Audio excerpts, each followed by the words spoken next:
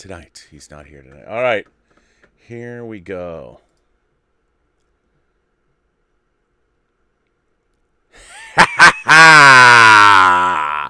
Time for a little midnight metal. Yeah. All right.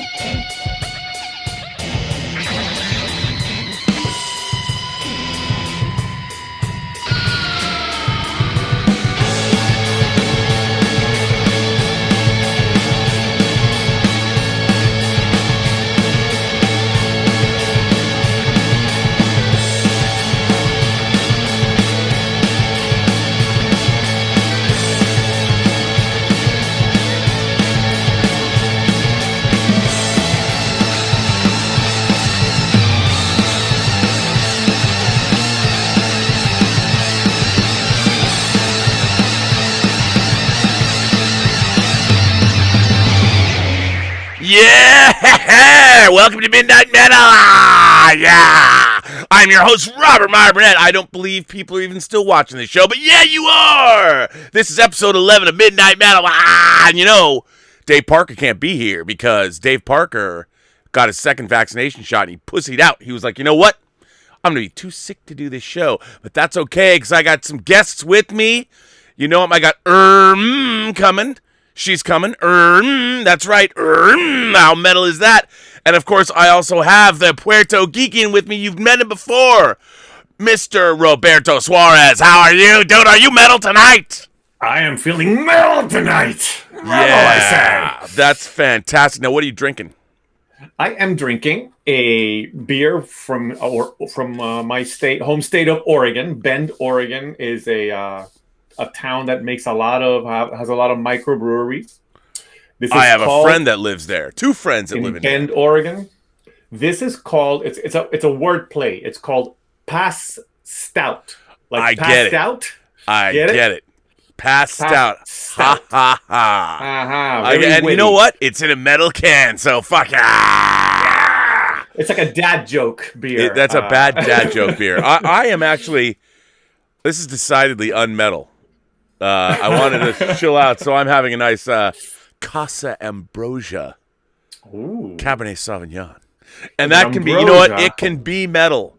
It can be metal. But, you know, I got to temper. I'm really getting to the point where I think I'm just going to ease off entirely on the alcohol. So, you know, just to trying to get back in shape, losing some weight, get my beautiful face back, get the jawline cooking again. Yeah.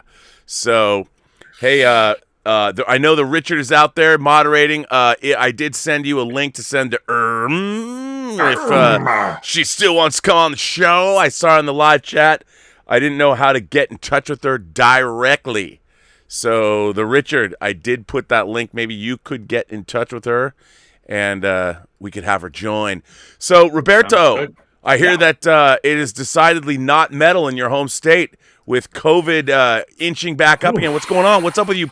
What's up with you Oregonians? Come on. I don't know. I don't know if it is or it isn't metal. I mean, when I think of metal, you think, you know, aggression and pain, and there's nothing more aggressive than having a virus ravage through your city. But yeah, unfortunately, you know, we keep doing these ups and downs, going through these waves, and when you think people are finally, you know, doing what they need to do so that we can move forward, stuff starts to happen again. People get I don't know if it's a combination of getting too eager to get back out, or just people feeling like, oh, you know, people are starting to get vaccinations, so we can do more outside or whatnot. I don't know what it is, but yeah, I don't. It is decidedly not metal.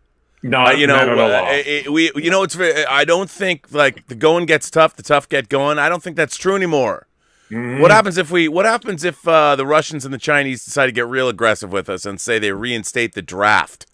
Can you imagine how that's going to go down? Not well. and are we going to have anti-drafters out there going, well, I don't believe in the draft, so I'm not going to go? Yeah, I mean, it's I don't know. It's could be not metal at all. Not metal at all. So I got to ask you, just because I might have asked you before, what do you think being metal is? What does it mean, Roberto? What does it mean to be metal? I keep asking people this question to define what it is. What does it mean to you? Yeah, to me, when I was young, I was introduced to metal music probably through the main artists that were really popular were like Iron Maiden, AC/DC, Ronnie James Dio, Dio.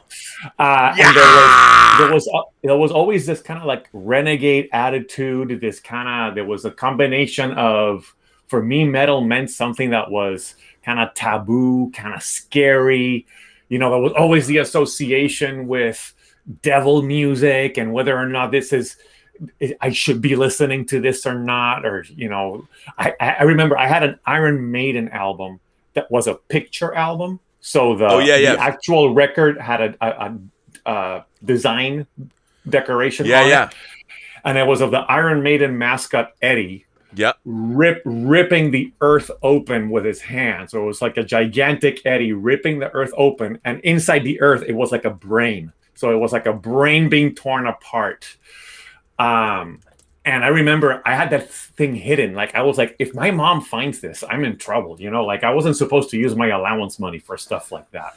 So I always equate with metal something about it's occult, it's covert, was that hidden. the early days tour, Iron Maiden, the early days tour, summer 05? That may or have they been, might have recycled that there because that artwork's there. Piece of it could have been. It must have been some kind of special edition because it was this one record that had that image on it. I just remember vividly having that. It's a bootleg. They were recycling. That's a great piece of art. Yeah, great piece of art. So I mean, with that connotation, but also at the same time, I think of something kind of something that's taboo or something that is prohibited, but at the same time, it's loud and it's about expression and about getting out your rage, and so that also kind of appealed to me too. I think those of us who grew up in Generation X have that kind of angst that we like to kind of channel in some way, and metal was a way to do that. So I got to ask you, last night we talked about sex with aliens all night. Okay. So that was it. Like, would you fuck an alien? Like, that was the metal topic. So here's a topic I got for you. Okay.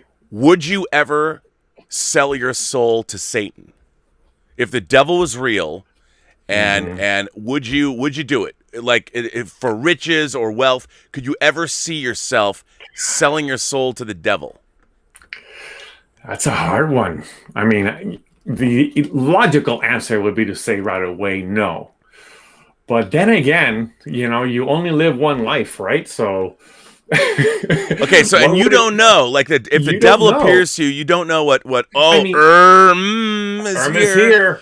She's here. I'm gonna add her. Are you ready to get metal? Yeah, I think she is. All right, wait. I don't know if I can hear you. I don't think I can. Oh no, I can hear you. You're good. You're good. I can. Can you hear me now? Yes, I can. Fuck yeah! Let's put you in the chat here. If I can. I'm going to add you in. So the question is, that's who we're talking to. We're bringing her in. Would you, under any circumstances, sell your soul to Satan? That's the question for tonight. Hang on. Hold the answer. Got to put you into the chat. And you're going to get in there. Hang on. I got to put you in. I'm going to add you. And that's going to be the... So, ladies and gentlemen, I'm going to put into the chat. You're going to know her. You're going to love her. She's That's or she'll have to define it or say it for you. Tell us how we're going to say it. All I know is that we have a lovely lady on Midnight Metal, which is good. I'm going to put you over here so you can see the Puertogeekan. I'm going to add you. Ladies and gentlemen, is coming into the chat. There she is. Hello. Welcome to Midnight Metal. Are you fucking metal? Are you metal?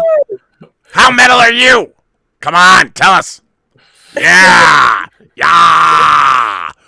All right, so the question tonight is, would you sell your soul to Satan? I've actually thought about this question a lot. Wow. And what started me thinking about it was a movie called Night of the Demons. Yes.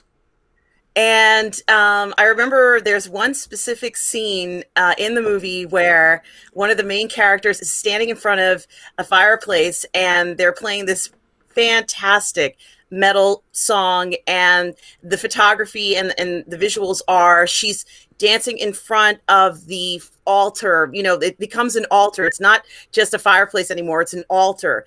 And she's, you know, going back and forth, and she's becoming transformed and transfixed as this is happening. And, you know, you as the observer are watching this, but you know some really evil things are happening to her. Yeah. I mean, it's very intense. And once you see that, it's like, you know, you're in trouble. If you were at that party, you know, the devil is present, and it scared the heck out of me. I don't think I would sell my soul to the devil for personal gain. I would be one of those characters that would say, you know, they would say, okay, to save the world or to save, you know, a life, you have to do this. So I couldn't do it for personal gain. It would have to be a sacrifice. Wow. Some kind of sacrifice. Yeah. So, okay. All right. And so, Roberto, like, if you could have, like you said, you live once. Now, I'm assuming, like, let's just assume for the sake of argument that like, I've always believed the whole idea of the heaven and hell are both like places. We've kind of anthropomorphized the way we anthropomorphize things. Like there's real estate there. If you go to heaven, like, you get a condo. You know, and everybody, like, you're frolicking in the meadowlands, in the clouds, yeah, with gods, it's like, because I've talked to, like, fairly religious people. My biological sister's religious, and you know, we've had talks about heaven and hell, and this idea that we think of it as a place, like you're going to a place. So the flip side is hell, eternal damnation, whatever that looks like. You're thrown into the fire pits. I mean, eventually you get used to it. It'd be like, oh. Well, eternal damnation today, eternal damnation tomorrow. Eventually, maybe after a couple of millennia, you're like, I'm used to this. It's, you know, it'd be monotonous and boring. Or maybe hell is you're sitting at the DMV for the rest of eternity and they never get to your number. Maybe that's hell. The thing, right? I mean, what does hell end up looking like? Is it a very personalized thing? Because I can think for somebody who's maybe a real, like, masochist, eternal damnation sounds quite pleasurable, you know? Oh, yeah. So so it would have to be, you know, hell for a masochist would be to be stuck in a room with a sadist, and the masochist asking the sadist, please hurt me, and the sadist going, no. Yeah, I mean, there you go. like it would be just like this eternal loop of being kind of trapped in that. Oh, I have to tell you, when I was 13, when I got a VCR, of course, inevitably, as a 13-year-old would do, if you get your first VCR, you get pornography. Yeah. And the first pornographic movie I ever saw was The Devil and Miss Jones. Now, I don't know if anyone knows this movie. This was the 70s. In this movie, it opens with a woman slitting her wrists in a bathtub. And, I mean, it's graphic. And she died. I'm like, what? I thought this was a porno movie. And then she dies, and she goes to, like, you know, she goes into, like, this office, you know, with this guy behind a desk, and he's going to decide where to send her. And he's like, look, you know, you killed yourself. You're going to go to hell. Yeah. And she's like, well, can't I go back to Earth and at least feel like I deserve to go? So I'll live out my life in lust, total lust, so I can sin. So I feel, you know, I've justified, even though she killed herself. And so, of course, boom, chicka, boom, bow. And then at the end, so that's going on for like 2 hours. But then at the end, she's a complete, like, nymphomaniac. And the end of the movie is the way I remember it. She gets thrown in a cell with a guy, and she's just like, touch me, come. And he thinks there's spiders crawling all over him. He's like, get them off me. And she's like, please, I just need you to. And he's like, no. Yeah. And the movie ends. And I was like, wow. So, like, porn movies can be sexually explicit, but they're also horror movies too, you know? And I thought, wow, but I always remembered, like, wow, that is not the way. That was my first experience with porn, and I couldn't believe the sex. But I'm like, and I was always thinking that's how they would get you. You'd sell your soul, and you get screwed over. Like, you'd think you no matter what you did, and I wouldn't want that to happen. I mean, even if you were totally successful, I wouldn't want to. I just wouldn't want to find myself eternally damned, but locked in a cell. Right. Or be at the DMV, or like there's that great Twilight Zone episode. I forget what the title of it is, but there's like a gangster, and he dies or something, and he's in the afterlife, and everything he wants he gets. he gets all the women. He wins every gambling. When he's playing craps or something, he always wins. And finally, he says to his guardian angel, he's like, this is so boring. Right. I want to go to the other place. And his guardian angel's like, this is the other place. Right. Because he has everything he wants, so he's bored. I'm like, that's what they would do. Right. That's how they would get you. That's the thing. I think that's the reason why you ultimately would have to choose no, because there's always a catch. It's always a monkey's paw type of dilemma. Yeah, man. Whenever there's a Faustian bargain involved, there's always a trick. There's always a catch. And so ultimately, if somebody's talking about movies, talked about her movie, and you mentioned The Devil and Miss Jones. There was, I don't remember the name of the movie, but this was a Disney movie with Elliot Gould and Bill Cosby. Oh, yeah. Bill Cosby played the devil. Yeah. And I remember vividly that movie from when I was young. It was not a particularly He was good method movie. acting. Yeah.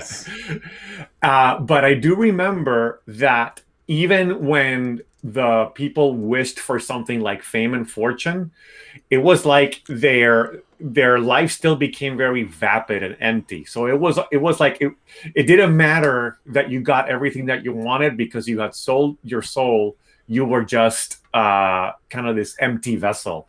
And so there's always something to give up. That's ultimately. Wait, I don't mean to. Was frozen. I thought she was just happy to be here.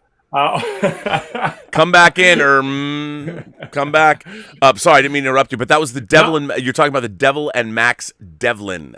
That's it. The Devil and Max there we Devlin go. is the name of that movie. I thought you were just happy. You were just smiling away, and you were frozen. How do you pronounce that properly? It's Oh, I get it now. It sounds like something Catwoman. Especially that's some Eartha Kitt action. So Eartha Kitt. Who named you? Was that your mom? I did it myself, and I mainly did it because I wanted a name that didn't sound like a normal name, but required some sort of effort to pronounce. And unbeknownst to the person who has to pronounce it, they have to put in some effort to do it. So yeah, right. Yes. Do they call you that at work? No. Is that just your online persona? Yeah, it's mainly YouTube. Okay. And I had no idea that it would even grab anybody's attention. That was very surprising to me, because there are so many creative names out there. So, it gave a response that I wanted, but I had no idea that people would enjoy it as much as I do. So, it's because you've written me a letter. I've read a letter on the show, and I was like, now I know. Now I know how to say it. It's me. Well, welcome to Midnight Metal. But are you fucking metal tonight? Are you feeling metal? I am so metal. I just like my Megadeth shirt and all my stuff. I couldn't find anything. I was like, I only got like 2 hours. Where's all that stuff? Well, you got a collar on or something. That's pretty metal. Yeah. Oh, there you go. That's pretty metal, man. Look at that. That is metal. Look at that top. All right, so I'm going to ask you both. First rock concert, who was it? It wasn't very metal, I can tell you that. It wasn't like Barry Manilow or some shit like that, was it? It was Chicago. Well, early Chicago's a little metal. Saturday in the Park and 25 or 6 to 4. Yeah. But Chicago it was classic. Chicago's more classic rock and jazz rock. You kind of a jazzy rock. Look, I was trying to cover you. I was trying to cover you because what about you? What was your first concert? Yeah, it was Def Leppard. Yeah. Are you just saying that? Is that true? It is true. So then this is the show for you. Def Leppard was your first concert? Pyromania? They performed at a stadium out here near Jones Beach, and they had been for like 20 years. They'd been coming there, and it just would make your summer. You get tickets, you go to this beach location because I do live near the South Shore of Long Island, and they just put on such a great show. And love bites, man. Love bites. Love does bite. That's okay. I gotta say, my first rock concert. I've told people this before, but it was Kiss. It was on the Dynasty tour. Metal. It was pretty metal. Now the real question is, at this concert, did you go with a dude and did you make out on the beach? No, I didn't. I went with my mom. You went with your mom? That is not metal. That is not metal. Although if your mom is metal, I guess that's kind of cool. But come on, man.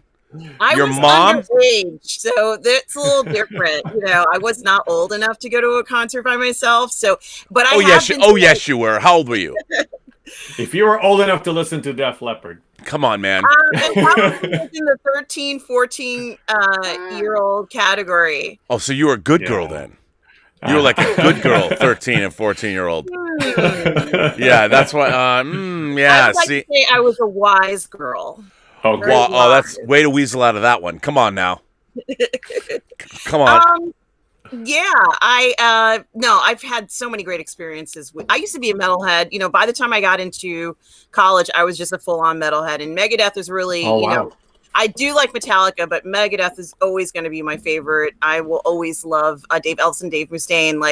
I will never get enough of them. Yeah. That's pretty fucking metal. All right. Oh, I love them so much. But I've gone to Clash of the Titans tour with Pantera, Slayer. The whole deal. Wow. Okay. Oh, it's so much fun. That whole era. I mean, this is why I like the show so much, Rob, is because you're kind of bringing back the excitement that we don't have, that we miss from that time period. We're fucking old. But music could use some excitement right now, and the industry could use some excitement, and I feel like this show is giving that excitement. It's bringing the excitement back. It's bringing. Well, I have to tell you, I guess this was a drunken turn on my camera and just start talking one night's show, and now people are like, "Are you going to do Midnight Metal again?" I'm like, "Okay," but then I feel like it's like a performance. I got to get my blood up to do it right, to bring the power, and it's become and bringing people on. I didn't know that I was going to be I realized, I have the power, which, by the way, we will do. So if you're out there, I thought we had a really good show last night. There were some really good people.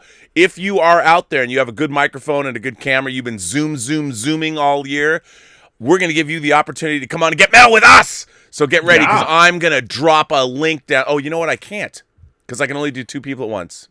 Well, I can get. If you want to bring someone else on, I can come back. I'm here, so it's not. Oh, you're not going to leave now. I appreciate that. No. Then that'll be okay. Because I think we got to judge people. We got to be judgy McJudgersons. Come on, it's fun. Unfortunately, I need to get the software. I need to upgrade it to Pro because I can. It's not like, Wirecast is like a TV studio. It's not like StreamYards where you can bring 10 people in, and I don't. Anyway, Excuses. Okay. Excuses are not metal, Rob. Excuses are not metal. They're decidedly not metal because you don't make excuses. You don't apologize. Somebody asked a question. I don't know whether it was I think it might have been last night, but I'm not sure, about what your favorite heavy metal horror film is.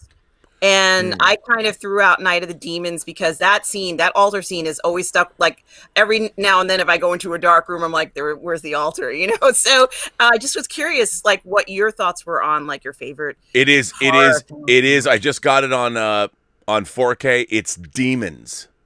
It's the Lamberto Bava film Demons, and it is very metal. It's set in Berlin, which is probably the most metal city in the world. Yeah. And it's like Evil Dead in a movie theater. Wow. Nice. The soundtrack for Demons is let's see. I'm gonna Demons movie soundtrack. I'll just because it's the soundtrack. Okay, so the soundtrack for Demons, it has Claudio Simonetti, but it's got this is terrible. Save Our Souls, Motley Crue is on that. Pretty Maids, Night Danger, but there is, which is pretty good, Billy Idol's White Wedding, that's kind of metal. Accepts, Fast as a Shark is on there. Saxon, Everybody Up is on that. But also, I hate to say this, now that I'm looking at the score, there is a Rick Springfield song. Hey. There always has to be a sacrifice. That is decidedly, you got Pretty Maids, you got Saxon, you got Pretty Maids, you got Motley Crue, but you also have, you got Go West, We Close Our Eyes, which is such a Euro pop song. That is decidedly unmetal. Your camera is wigged out. Oh, no. Has it? It's wigged out. It's gone. Actually, that is kind of metal, man. Yeah. But no, Demons, I would say, is my favorite heavy metal horror film. But I have to say also, it's funny because it's punk. Return of the Living Dead. Oh, yeah. I got to go Return of the Living Dead too, but that's not necessarily metal. But yeah. I do see. The funny thing to me is I think heavy metal horror movies are almost redundant. Mm-hmm. There you go. You're back now. And that's the thing. But to me, I was saying that it's, Demons is the first thing that comes to mind, but also Return of the Living Dead, but that's more punk. Mm-hmm. But those two movies, because of the, the soundtracks. And I like heavy metal and horror movies are almost a cliche going together, and because heavy metal is so horror influenced, the iconography is so horror, which I think is very, very cool. I think to me, the important thing is whether something embodies kind of like the attitude. To me, like a movie like Phantasm, to me is like, metal in movie form, right? It's not a movie about a metal band or anything like that. But it's about a metal ball. Attitude. Right? Well, it does have a metal ball. It does. Wait a minute. So that to me is kind of embodies that, that's a good point.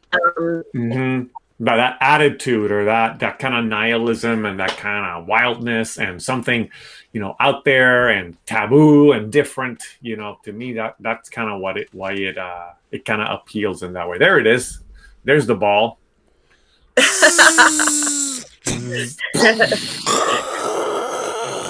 should make a juicer.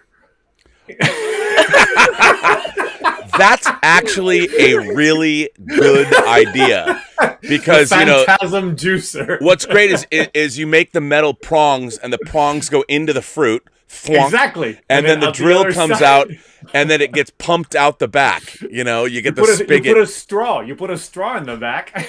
Yeah, just like in the movie. If this one doesn't scare you, you're already dead. Oh, man. Yeah. That's actually a great idea. Somebody needs to make the Phantasm juicer. Phantasm juicer. The Phantasm juicer. What is it? It's I can't get it right. So, what are you listening to now? Well, I primarily am listening to electronic dance music because I like the energy of it.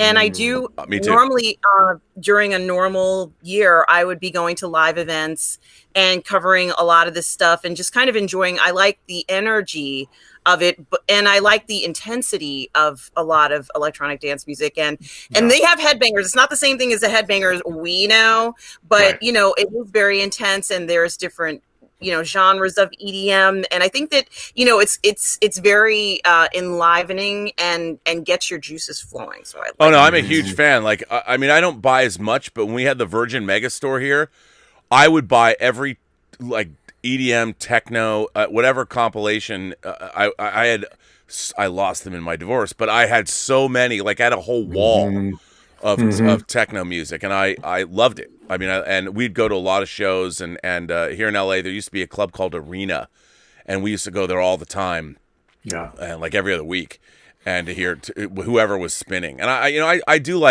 still like a lot of DJs. I still like people like Tiesto, and stuff like that, which is great stuff. I just don't, it's harder it's funny because Basic Instinct is coming out. And there's a song in Basic Instinct called "Blue" by this band Latour, and it's a scene when they go to the church disco. To the disco. And I'm like, to me that's peak '90s dance music, electronic dance music, and I miss all of that. I miss.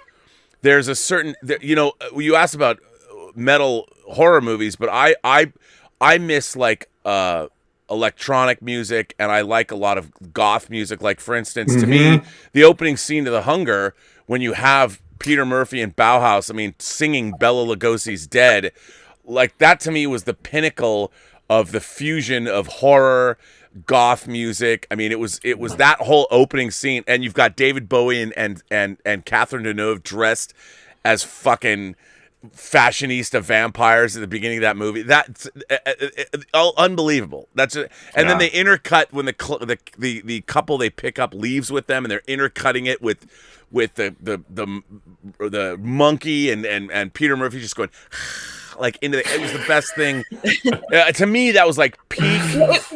Nothing achieved, and still to this day, the opening of The Hunger is one of the coolest openings. I mean, it is timeless. That's Bela Lugosi's Dead will never age. You can't tell where it's from, and I would love to make. I don't think we have music culture like that anymore. Like that chic, you go to like clubs and you walk in dressed to the nines. Now everyone's on there. I mean, does that even exist? Nobody's looking anymore. No one looks at anyone else anymore because they're on their phones or they're doing something else. I mean, I liked that film, especially since, I mean, David Bowie was her lover, her partner, and she just sucked him dry. I mean, literally. Oh, yeah. He became a like a something that existed, and she packed him away. Eventually that happened to Catherine Deneuve too, but still, like being packed away, stored away after she took everything from this man. Well, I love that. He's very sensual. Oh, yeah, but I love the fact that she was so selfish. I mean, I understand she's thousands of years old, and she'd take these lovers for like 300 years at a time, male or men or women. She was beyond gender. She was truly woke. She didn't care, but she fucks you in the end because after you get stuck and eventually you wind up desiccated, still alive in a box in the attic. I mean, what talk about a horrifying way to go. Right. Was the film and maybe you guys know, was this film a European film? Because, obviously Catherine Deneuve was, she's in a lot of films, not just foreign films, but she and Susan Sarandon had this incredible chemistry. It was like lightning. Like they just, connected right away, and you could feel that as you're watching it. Oh, yes, but you could, because that love scene is hot as fuck. That love scene is so metal. Yeah, it was amazing. And also, I think what's also very interesting is that they chose to pick a woman, Susan Sarandon. She was a doctor in the story, right? Mm-hmm. Yeah. So they chose to choose a woman of science in this particular film, and I think they did that on purpose. I think, maybe Catherine Deneuve was very attracted to her because of her intelligence. Obviously, Susan Sarandon is beautiful. She's always going to be beautiful. But I think that they chose, a person of science for this, on purpose, just to make it more interesting. And it certainly was. You didn't think that she was going to just push away everybody and then just go into that house with Catherine Deneuve, and then once you realize that love scene was beautiful. It was beautiful. And the music, Lockmay, Lockmay was a Brahmin princess. It sounds like a love song. Then I suppose that's what it is. And the way it's shot when she spills the wine on her white T-shirt, and you see the outline of her nipple. I mean, that scene is just, it's unbelievable. And what's interesting about that movie is, again, it looks like a Chanel commercial or something. One of those unforgettable. And right. And they're dressed very well. Yeah, I know. Everything is beautiful. I mean, her dresses are Catherine Deneuve's dresses are just impeccable. Her hair and and Susan Sarandon with her short, total early '80s. New York woman hair. She had the power haircut, but only the way a woman working in New York could. And you're in New York, and you're in these New York apartments, like the most expensive New York apartment you've ever seen is where the Blaylocks live. And I miss that. I mean, I think one of the reasons that I love Basic Instinct so much, and we've got the 4K is finally coming out. Is because she'll come back. Did we lose her? Yeah, she'll come back. Okay. Yes, she's back. I miss that. We don't have that vibe anymore. You know, we don't have like, even if you watch stuff like shows like Euphoria about young people on drugs or whatever doing bad things, there's not a culture. Like you're not going. There's no like the New York. I always wanted to be rich in New York in the 80s, being able to go to that, not like Studio 54, but to those really high end where, you know, bottle service is $1,000 and everybody's fabulous. And I never quite lived in that. I traveled with people that lived in those, and that was fun. I mean, I did get to experience it in the 90s and 2000s, but I wanted to be in New York. I wanted to live in the hunger New York. Yeah. I wanted that New York. And I you know, those, and I don't even know if we have that anymore. Yeah. Like, even in New York, where people get dressed to the nines and they're like, it's a fusion of Renaissance and punk. You know, you're like goth or retro or whatever. I mean, that club at the beginning of the Hunger, I want to live there. I want to live my life like that club. Like that's, and then you go home and you live with these beautiful like Renaissance paintings, and everything is marble, and you have the greatest clothes in the world. It's all bespoke and for the best fashion designers. I want to live like that. I mean, I wear nerd t-shirts. I wish, you know, I was young and fabulous and looked like David Bowie, and my eyes were two different colors, and I'm wearing the most perfect linen suits and made from, you know, Savile Row or wherever, Italy, France, whatever. That's what I've dreamt of. That's what I wanted to live that life, man. And does it exist? Is it anywhere anymore? I think it's in Amsterdam. If you go to I think if you go to Amsterdam, it's, you know, anywhere you stay in the city, it's literally across the street. So yes, it does exist, but I don't know if we're going to see the carefreeness of the 80s, where you just didn't check yourself. And even if it didn't really matter what you looked like, it's true, you tried to make yourself look as best as you could, but the focus on, you know, like changing your appearance wasn't so important. What was important was sort of being in the moment, enjoying yourself, not being embarrassed to see anybody watch you dance, you know, just enjoying being around your friends, you know, not being a jerk, you know, those simple pleasures that we had. It's very hard to find that because, you know, it's just not easily relatable to people, you know, in today's, I guess maybe in 2020, maybe that's not what people are looking for, but it was magical. It was, you know, something you really wanted to capture. Every night you went out, whether it's LA or New York or wherever, you were trying to get that moment, like grab that moment. Oh, that's well, in Seattle, we had I guess you'd call it all ages because they didn't serve liquor, but it was a club called Scoochie's. And it was a total new wave, new romantic. It was the same shit. The Cure, Depeche Mode, New Order. Sometimes they would play Bauhaus. And then all of the early to mid 80s, because it was 83, 84.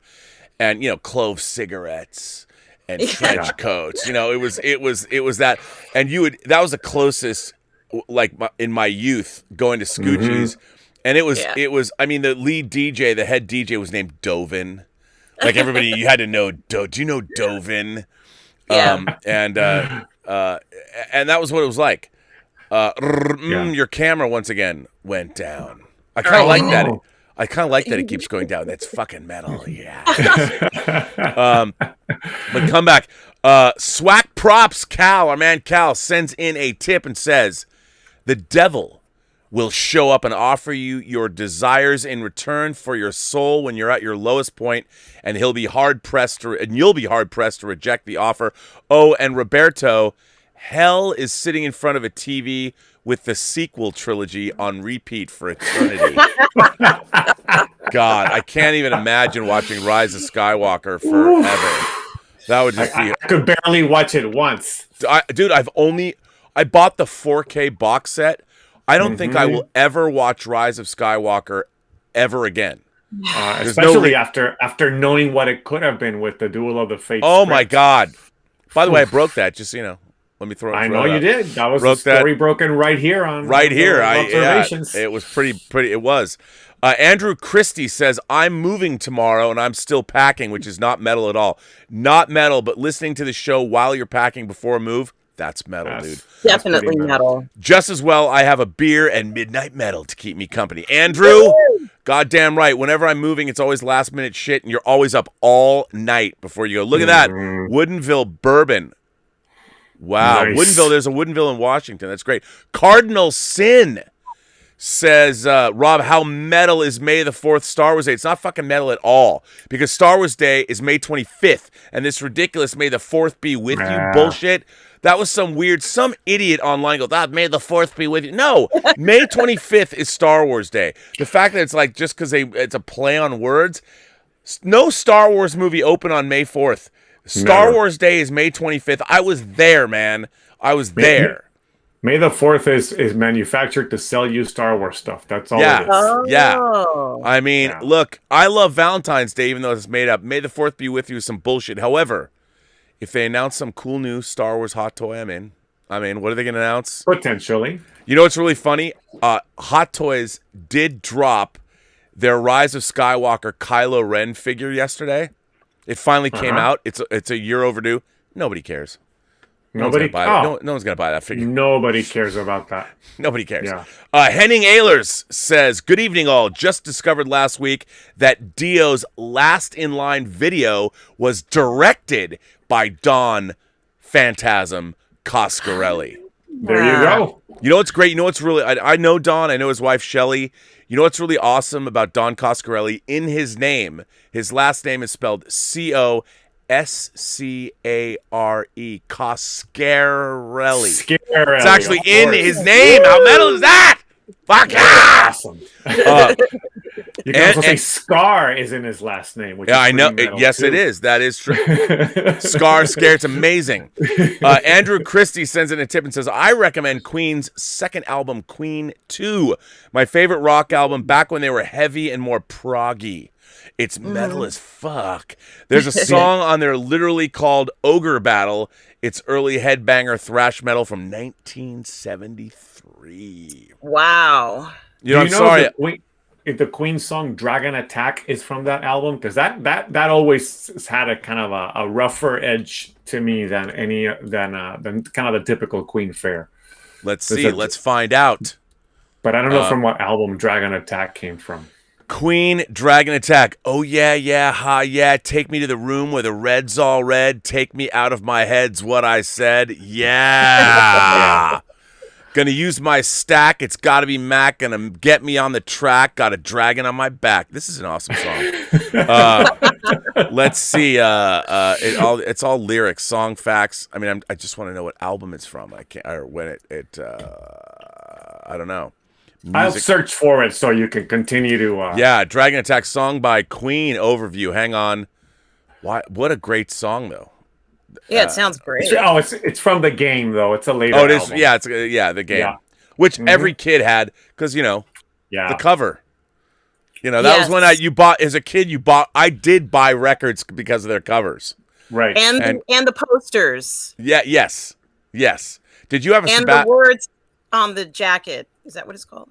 The words on the sleeve? On the sleeve. Yeah, of the jacket. on the sleeve. Yeah. Were you a girl that had a poster of Sebastian Bach on your wall from Skid Row? No, I didn't have a poster of Sebastian Bach, but I did and still do for a good portion of my childhood have a huge crush on Mark Hamill. So it was hard to see him in those films. That actually hurt me, and I don't know. I couldn't explain it. I still am very perplexed by that because I don't like to see him like that. I grew up wanting to be with somebody like that character, and they totally trashed it. So no, I did not have a Sebastian Bach poster. I had Star Wars posters and things in the sequel. You're talking specifically sequel trilogy, right? I certainly am talking about that, and also I did have Megadeth posters. I can't remember what the character is called. He's the one who's the mascot that they use. Yeah. Who sells, but who's buying? Everything's escaping me now. And he's got a special mask on, and it's there's all destruction everywhere, but he's hanging out. He's kind of giving you the It's a lot of fun to see that, but I also did Dave Mustaine a lot, so I did have a poster of him on the wall. Nice. Sebastian Bach was hot too. Every girl loved to. I mean, it was such a. I don't know. I mean, I look. I understand he's a very pretty guy back in the day, Sebastian Bach. And it was funny when I first came to L.A. I did hang out on the Sunset Strip, and I would hang out at the Rainbow, and Dave Parker and I talked about it on the show, and I would go to these. And the first girl that I dated in L.A. She was a lead singer in a heavy metal, all-girl heavy metal band, and her name. It wasn't Lita Ford. No, her name was Bunny Sklar. Sklar. Bunny Sklar. That's a great metal name. I mean, it's Bunny Sklar, and she was from Chicago. It's funny because I have a black and white 8x10 of her and her band. Like in one of my boxes of stuff, I have it, and it was so funny because I was pinning my jean. I would flip up the bottom of my jeans, and I was wearing tops. I was such like new romantic Duran back in the day, or preppy. 120 minutes. yeah, that was. I mean, that was my jam. 120 minutes. You would never miss 120 minutes because you'd see things you'd never seen before, but. But it was so funny. She would give me shit. She constantly gave me shit. She'd be like, I don't even know why I'm dating you. You're not my type at all. And yet I met her parents, and her parents were like, are you going to, Bunny, you're a very nice boy. You're different than and I'm like, yeah, I don't think this is going to last, but whatever. But it was fun because I would go to these, they were very like metal house parties. Mm-hmm. And where the smell of hairspray was just permeated and the air. Cigarette smoke. Yeah. And it was those were the days, man. But you were not like Michael Keaton kind of rolled up. No. Right. Okay. No, I was like James Spader in Pretty in Pink. Oh, James Spader in Pretty in Pink. Yeah, I would have my like Genera loafers and my Genera linen jackets and shit. The rolled sleeves on the jacket. Yeah. Oh yeah. And I had like the squared tie. I didn't. It was kind of a cross between James Spader and Pretty in Pink and Crockett from Miami Vice. Right, from Miami Vice, of course. And that was just a little but that was only for a short period of time. I mean, it was. It's so ridiculous, but and that's when I cared about clothes. There was a time when I was in college in my early 20s, and then I'm like, fuck it. The 90s were that way in LA. You kind of had to, but you could get away with, if you had a cool sport coat and a cool like t-shirt, whether it was a V-neck or something, and cool jeans, and you could get away with anything. You could go anywhere. Kind of a risky business look kind of thing. Yeah, although Joel was really preppy, he had like Argyle sweaters and shit, and that's what I was like in high school. Yeah, I was in college. I had to like college. I get my hair cut every 2 weeks, and I had frosted tips. It was ridiculous. Yeah, but it was very funny, and I'm like, does that exist anymore? Like, what do people in their college in their 20s? What do they do? Like, Instagram. I know. It's like, do you guys does anyone party anymore? Do they? They do. I mean, you'd be surprised. I mean, my son's a freshman in college, and he, there are parties going on. Now, he's not going to a lot of parties because he's very mindful of the whole scene given the COVID situation. But there have been many students who have continued to party even though they're not supposed to be, and they're still doing the whole Greek system with all the parties and the frat houses and all that stuff. Stuff is very much alive. That hasn't gone away. That's good. I mean, it's good. But I just wonder about I loved all the subcultures. Like when I first came to LA, there was all kinds of the nightlife was, and I would like to go. Mm-hmm. I used to go to places. We'd go to parties like in East Los Angeles, which was predominantly Chicano, or you'd meet somebody, and you as long as you were taken there, people would have these amazing house parties where you go to some house party and there's like 200 people there, and someone's totally working the grill, and people are making margaritas, and everybody knows everybody. I mean, it was awesome, and to be in your early 20s in LA, I mean, you never knew. When you would go out, you never knew what was going to happen. You might wind up in this huge mansion in Malibu going, well, it's like the Talking Heads. How did I get here? This is not my beautiful house. You look around and, everybody was fabulous. And you're like, I guess I'm fabulous too, and the sun's coming up and like, I guess we have to go home. And it was It was crazy, and I mean that must still exist. I don't know about it because I'm old, but that's the thing. Part of it is just being out of tune with it, right? But a version of that must exist. El Necron sends a super chat and says, "Rob, have you ever thought of being a black metal vocalist? Your metal scream is sick." Fuck yeah! I have never thought about being a black metal vocalist, although it'd be kind of fun. Like the only way it would have to be like a Norwegian or a Swedish or better yet a Finnish. Like death metal band, and we would practice like right on the border between Finland and Russia. Like I would want to see like that would be awesome to be a black metal vocalist, a death metal vocalist, and practice in full view of the former Soviet Union. That would be the most metal shit ever. That would be metal. It does sound incredible. I would do. One of those groups that I think of, like their Duhas stuff, and the last real heavy show that I went to was at the Hammerstein Ballroom. I think it's on 34th Street in Manhattan, and Megadeth was there. And a bunch of other groups were there as well. And I remember I went with my best friend, and we stood up during the whole show. It was like 7 hours. Not your mom? You didn't take your mom? No, she doesn't.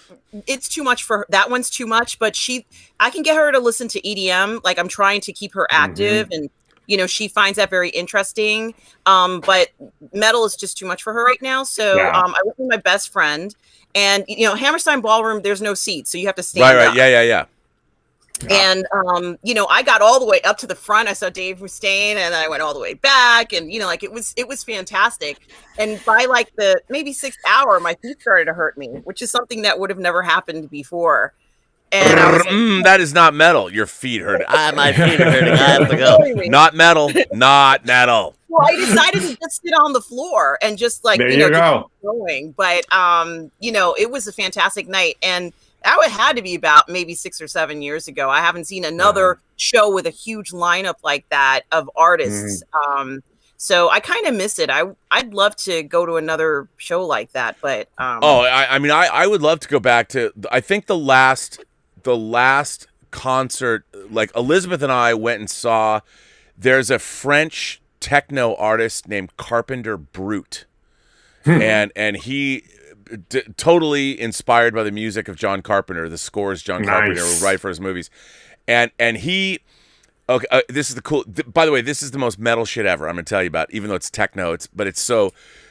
There are these two young French directors that direct under the name Seth Eichermann, and one of their first music videos. It's Carpenter Brut does the music, but it's called Turbo Killer. And it looks like an Italian sci-fi horror film from the early 80s, and they use CG. It's fucking amazing. It's amazing. Nice. So then I became a big Carpenter Brut fan. It's dark wave or synth wave. That's what I love, the throwback dark wave. So he's complete dark wave, synth wave. These bands are like making music like it's 1983, and it's crazy. So then Seth Eichermann and Carpenter Brut teamed up, and they made an hour-long movie called Blood Machines. And Blood Machines is the most metal shit ever, even though the music is total techno. All you need to do is go to YouTube. Everybody right now, if you don't know Seth Eichermann and you don't know Carpenter Brut, go to YouTube right now and look up Turbo Killer. It is the coolest shit ever. And they crowdfunded, and also if you love Turbo Killer, the making of Turbo Killer it's amazing because there's a car chase scene, but it's either CG or there's little cars, and then they had cars they shot. It looks like a Lucio. If Lucio Fulci who made The Beyond, if he made some fucking sci-fi movie as well, it would look like Turbo Killer. It's so amazing. And now, is this artist, does he like plug in his own synths? Is he one of those artists? Yeah. Okay, that's fantastic. Elizabeth and I went and saw, with my friend Darren Scott, we went and saw him perform because he came to LA. And it was great because it was in this room. I don't remember. It was multiple floors, and it was right off Wilshire Boulevard, right between downtown and Miracle Mile. And I'd never been to this venue. It was so loud. I just loved it, and it was, you're dancing to the point where you're just drenched, and it was fantastic. But it's like, I wish because I used to go to a lot of shows, and I just don't, we don't do that. Elizabeth and I have gone to some big concerts like Coldplay. Mm-hmm. And we went and saw, when U2 came back I saw the Joshua Tree tour in '87, and then they came back a couple years ago in 2017 and toured again, playing the Joshua Tree, the 30th anniversary, of the Joshua Tree. And it's so weird, although that was amazing because the wall of speakers when the Edge was shredding on his bass, it's like, it was unbelievable. Like you felt your teeth were rattling. It was amazing. Amazing. What about you, Roberto? The last concert that I went to with my wife was a few years back. It was the Foo Fighters here in Portland. And, Foo Fighters, I guess they're considered more grunge than they are considered metal, but it was probably the loudest show I've ever been to. And they played for like 4 hours straight. Oh, that's awesome. And it was just solid, wall to wall, just a amazing performance from those guys. That was probably and that was the last show we went to. That was a few years back, probably a good 2 or 3 years ago. We've been to other concerts, like smaller venue concerts. We're very lucky here in Portland to have a few good places, like small little places and the last show that we got to see kind of right pre-COVID was not very metal, but it was a lot of fun. And it was it's a band called Yacht Rock Review.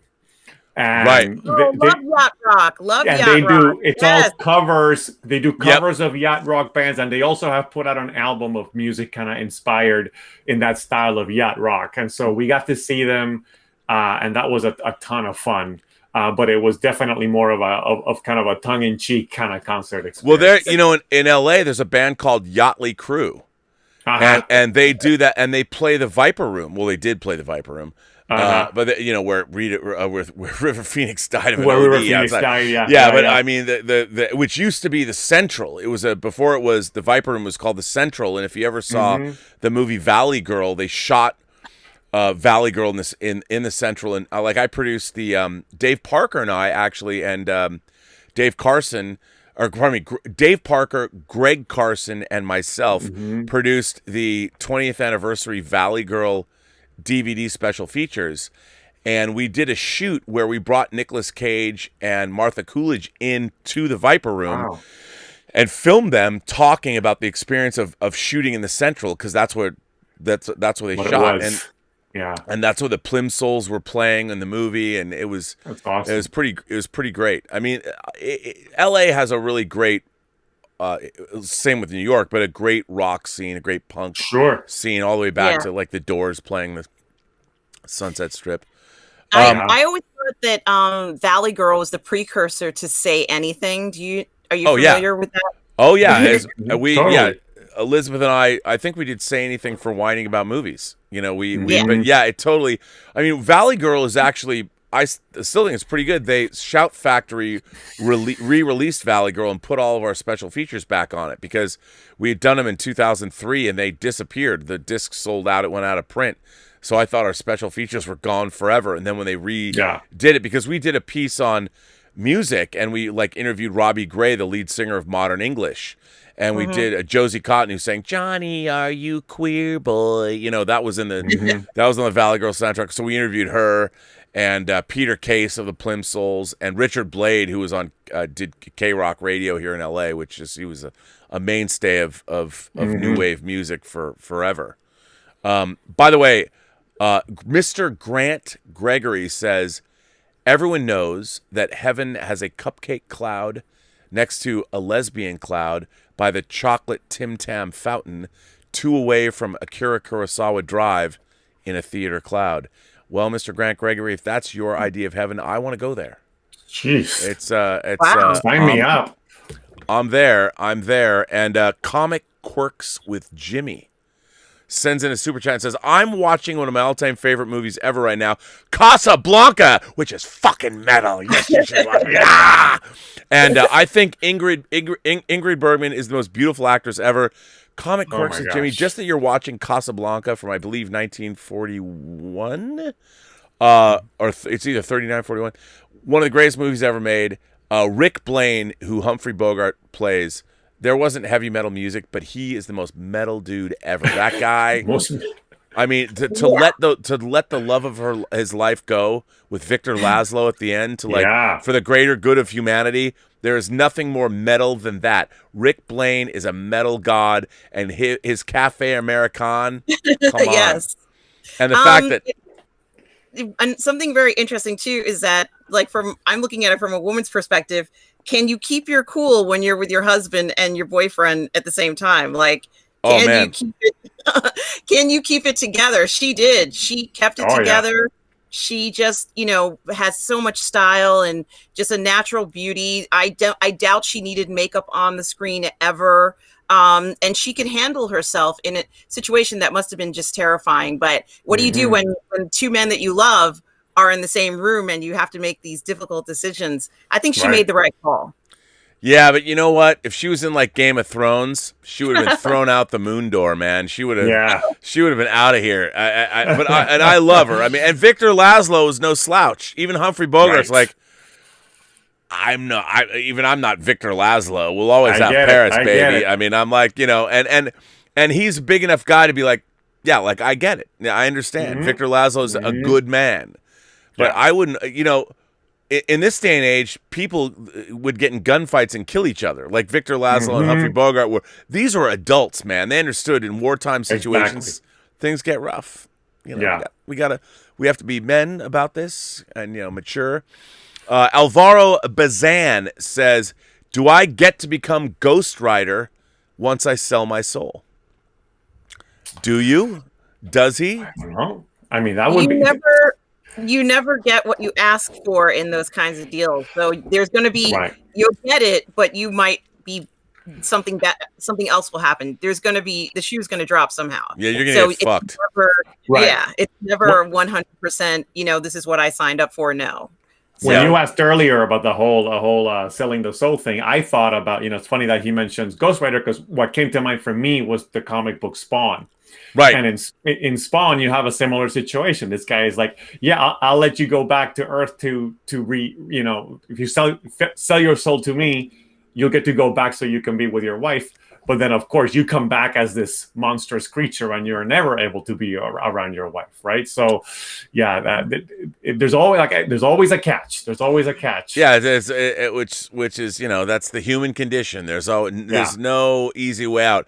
There's no easy way. D. Duval 59 says, regarding metal horror, Freddy versus Jason is metal as fuck. Just name the bands on the soundtrack. It's a who's who of late 90s, early aughts, hardcore and groove metal. Yes. Yes. I mean, let's do a recap, shall we? Let's see. Hang on. I can't even type today. But it's okay. I know, right? So the Freddy versus Jason soundtrack. Let's.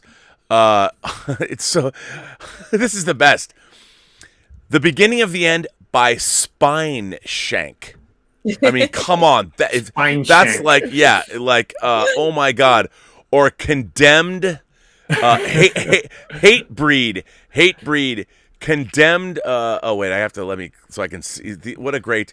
Condemned until rebirth. You've got Condemned until rebirth by Hatebreed. Army of Me by Chimera. Leech. Seven Dust.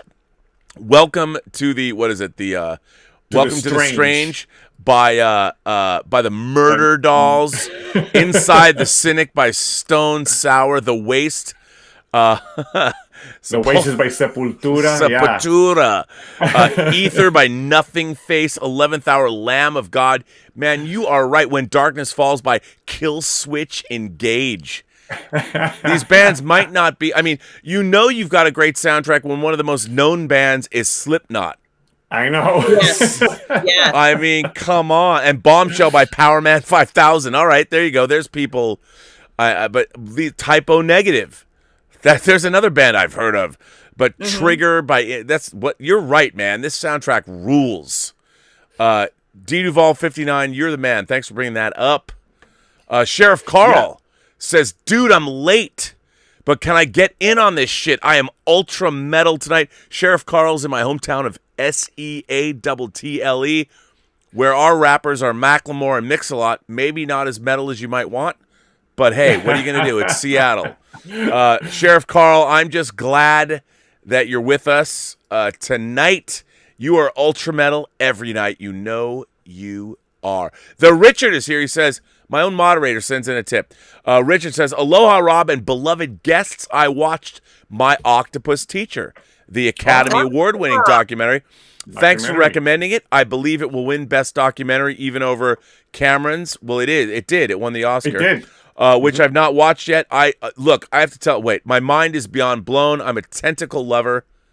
Oh, but you are, Mr. Hentai. Tentacle lover. And I can't fathom how they did this. No, it's amazing. Swag Prop says, hey, Rob, did you catch Depeche Mode when they played their greatest live performance at the Rose Bowl in 1988? I did not. I did not, because I moved here in 88. So I didn't see, I have seen Depeche Mode here after that, but I didn't see the 88. Everything Counts live is absolutely metal. Look, Depeche Mode can be very metal. They can. A lot of people think they're not. But El Necron sends in a super chat and says, any movie with a CUDA, that would be a Hemi CUDA, like in Phantasm, is metal. It is, man. The CUDA in Phantasm is fucking metal. Ron C says, hello, Rob. I had an Apollonia, Vanity, and Farrah Fawcett Majors poster on my wall. I had friends come over just to see the posters. I have to say, your taste in women is impeccable. Apollonia, Vanity. I bet you I had the same Farrah Fawcett poster. Oh, yeah. And because it's that one. It's the, what is she doing? Like the thing in the One Piece. Amazing. Ash Chowhan says, I feel Gen Z has got used to the comforts of an online world. Everything is so easy and convenient now. Why go through the slightest bit of effort to dress up, go out, party, and meet people when you can just stay in, order Uber Eats, Zoom chat, and meet via Tinder? Man, I am with you. Like, you needed games, son. When you went out, if you wanted to chat up a lady, you had to have some intellect. You had to be witty. You had to have some witty repartee, and she had to believe in you because she was smart, man. And if you gave her some bullshit line, you were out the door before you even got in the door. You couldn't show photographs of someone else and then show up and think that things were still going to happen. Like, you couldn't internet pretty. You couldn't do anything like that.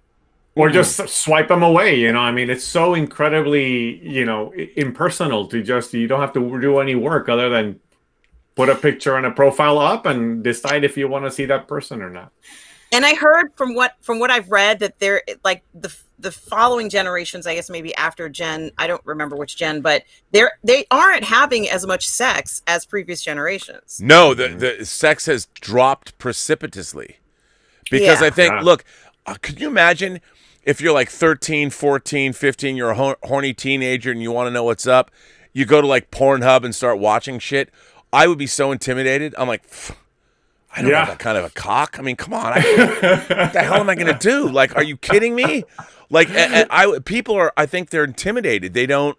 Yeah. And it's all, it's fake. It's all, you're looking at fake shit. Yeah, they need to watch some of the stuff from the 70s, and like what you said with I can't think of any. Well, maybe of course Ron Jeremy, but the blonde-haired lady, that porn blonde-haired lady. That one. Well, or like Sylvia Crystal in the Emmanuel movies. Absolutely. Like Marilyn Chambers, like who's in Behind the Green Door. Chambers, yes, and there's another really pretty blonde-haired woman who still, I think, does films. Seika. I remember Seika very well. Inside Seika, and that whole, she did like a whole series of videos, and it was. But I would be intimidated. It's and also, it's contractually obligated. Like, if you're going to touch me, we need a contract. We need to see, like, you're going to put down exactly what we're going to do and sign this to make sure that it's legally binding. So I can, in case something, if we do something wrong, if you bite me in the wrong way, you got to stop. It's not going to. Right. The safe word. Yeah, what's my safe word? Stop doesn't work. You can't say No, it's got to be stop like a or- video game character from like Ghost of Tsushima. You know, pick your favorite video game character, your anime character. That's the safe word. And that's I mean, it's just world is weird. It's become. I think it's. Do people still play spin the bottle, like these wonderful pastime games we used to have? Truth or dare, like, as you know, sadly as children, but like we did these things, and you know, like you just, you know, it was like this fun, exciting thing. And I think that people today would be perplexed by what we were so fascinated by. And clearly it's just like the anticipation of a possible encounter. Right. Well, that's all gone. Yeah. That was the best thing. I mean now it's so weird. Like the world, you've got OnlyFans and ChatterBait or all this stuff where you can just log on and watch girls from around the world take their clothes off for you. It's and men too. OnlyFans is a little. I think there's a danger with OnlyFans in the sense that you could get addicted to it. You could really go broke. Like if you end up having access in this way, in a way that if that was your boyfriend or girlfriend, you would just normally be able to be with the person, but you are really paying. And I don't know whether people are aware of this. They are paying for access in an unnatural way, as far as I'm concerned. Yeah, no, it's so weird. Like it's such a bizarre, it's such a bizarre thing. Like to me, you can't touch, you can't taste, you can't smell. There's no sensual pleasuring there. You're just watching a screen. And what's really weird is, here's what I think is really weird and decidedly unmetal. Our entire world is now interactive through screens. Like you can literally do everything through a screen. Like you can hang out with your friends. Like right now, we're like, cheers. Yes. You know, we're all drinking, but I like going into a bar that's been there for, like, in New York, there's bars that have been there for 200 years. Right. And you can smell the history. You know, the ceiling has caked in cigarette smoke from decades, you know, and there's that dank smell that is but there's something alive about it. It's not a bad smell. It's just a smell of life. Like this place has been here for a long time, and it's meant for social interaction. It's intended for you to come in there and speak to others. Like it's just for that connection, to make that connection with someone else. And you can take it further if you want to, or you can go home. It doesn't matter. You're there just to have that interaction with people, that socialization. You know, it's kind of like, honestly, why I enjoy living near New York, near the city. When I say the city, I mean Manhattan, but because you can go in, I can take the train in, I can be there, enjoy myself, and if I want to go home, I just go home. It's meant for you. It's really about quality of life. It's like a quality of life issue. You know, you don't have to take it all the way. You can if you want to, but my goodness, like what kind of human beings are we going to be when we can't have interaction with one another? Like this is something that I am worried about, because when in the 80s and 90s, and Roberto, you probably remember this, they were like, oh, video games is going to keep everybody in. Guess what? That whole video game generation, we still went out. Even though we played video games. Like, even though we were playing, you know, like games where it would say you come across a hill and you'd have to type in, I go to the right. Like, even for the most rudimentary, like text games. Where people would say, I pick up the box. Yes or no? You played Pong? It's like, I played that. They can't understand how we were so intrigued with this. And it was just the excitement of the encounter. It's like, you know, in the slightest possibility you ever went anywhere and somebody said, you play Pong too, which was never going to happen. But, you know, like the possibility of someone ever saying that, it was that excitement. And that's really kind of like the energy of a lot of the cities. Like, I know Seattle has like this incredible energy as well. And I've spoken to friends who live there, and it's just to be able to have been there like during the 90s when grunge and all that stuff was coming out. That must have been incredible to actually have witnessed that. You know, I was in New York, so I didn't see much of it. But, you know, that excitement, something that's coming out of an entire culture and an entire, you know, group of people who happen to be on the same wavelength and have this specific feeling of, okay, guess what? You know, we're going to talk about, honestly, I felt like grunge was a lot about feelings and not in particular a man's feelings. Like I think that if anything, it was a very tender time, as far as I'm concerned, for rock music, because you had men pouring their hearts out. Wasn't it like Oh no, you're absolutely right. And Seattle, what's funny is Seattle's basically a big small town. Even though it's a city, it is so different now than it was 30 years ago because of tech and Amazon, and the skyline has changed, and apartments are $5,000 a month. It's just crazy. But the funny thing about Seattle is it's not New York. It's never had the appeal of the Pacific Northwest is the outdoors. I mean, you in 45 minutes from downtown Seattle, you can be up at Alpental or Snoqualmie Pass and be skiing. Or you can go out and hike in someone else, or you can take a ferry somewhere, and it's weird because now the whole online Seattle's, I think, a place that's at war with itself, because all of this money's come in, and you can be in your 20s and you can be pulling down $200,000 a year working for Amazon, being a program. They call it programming. Are you a programmer, dude?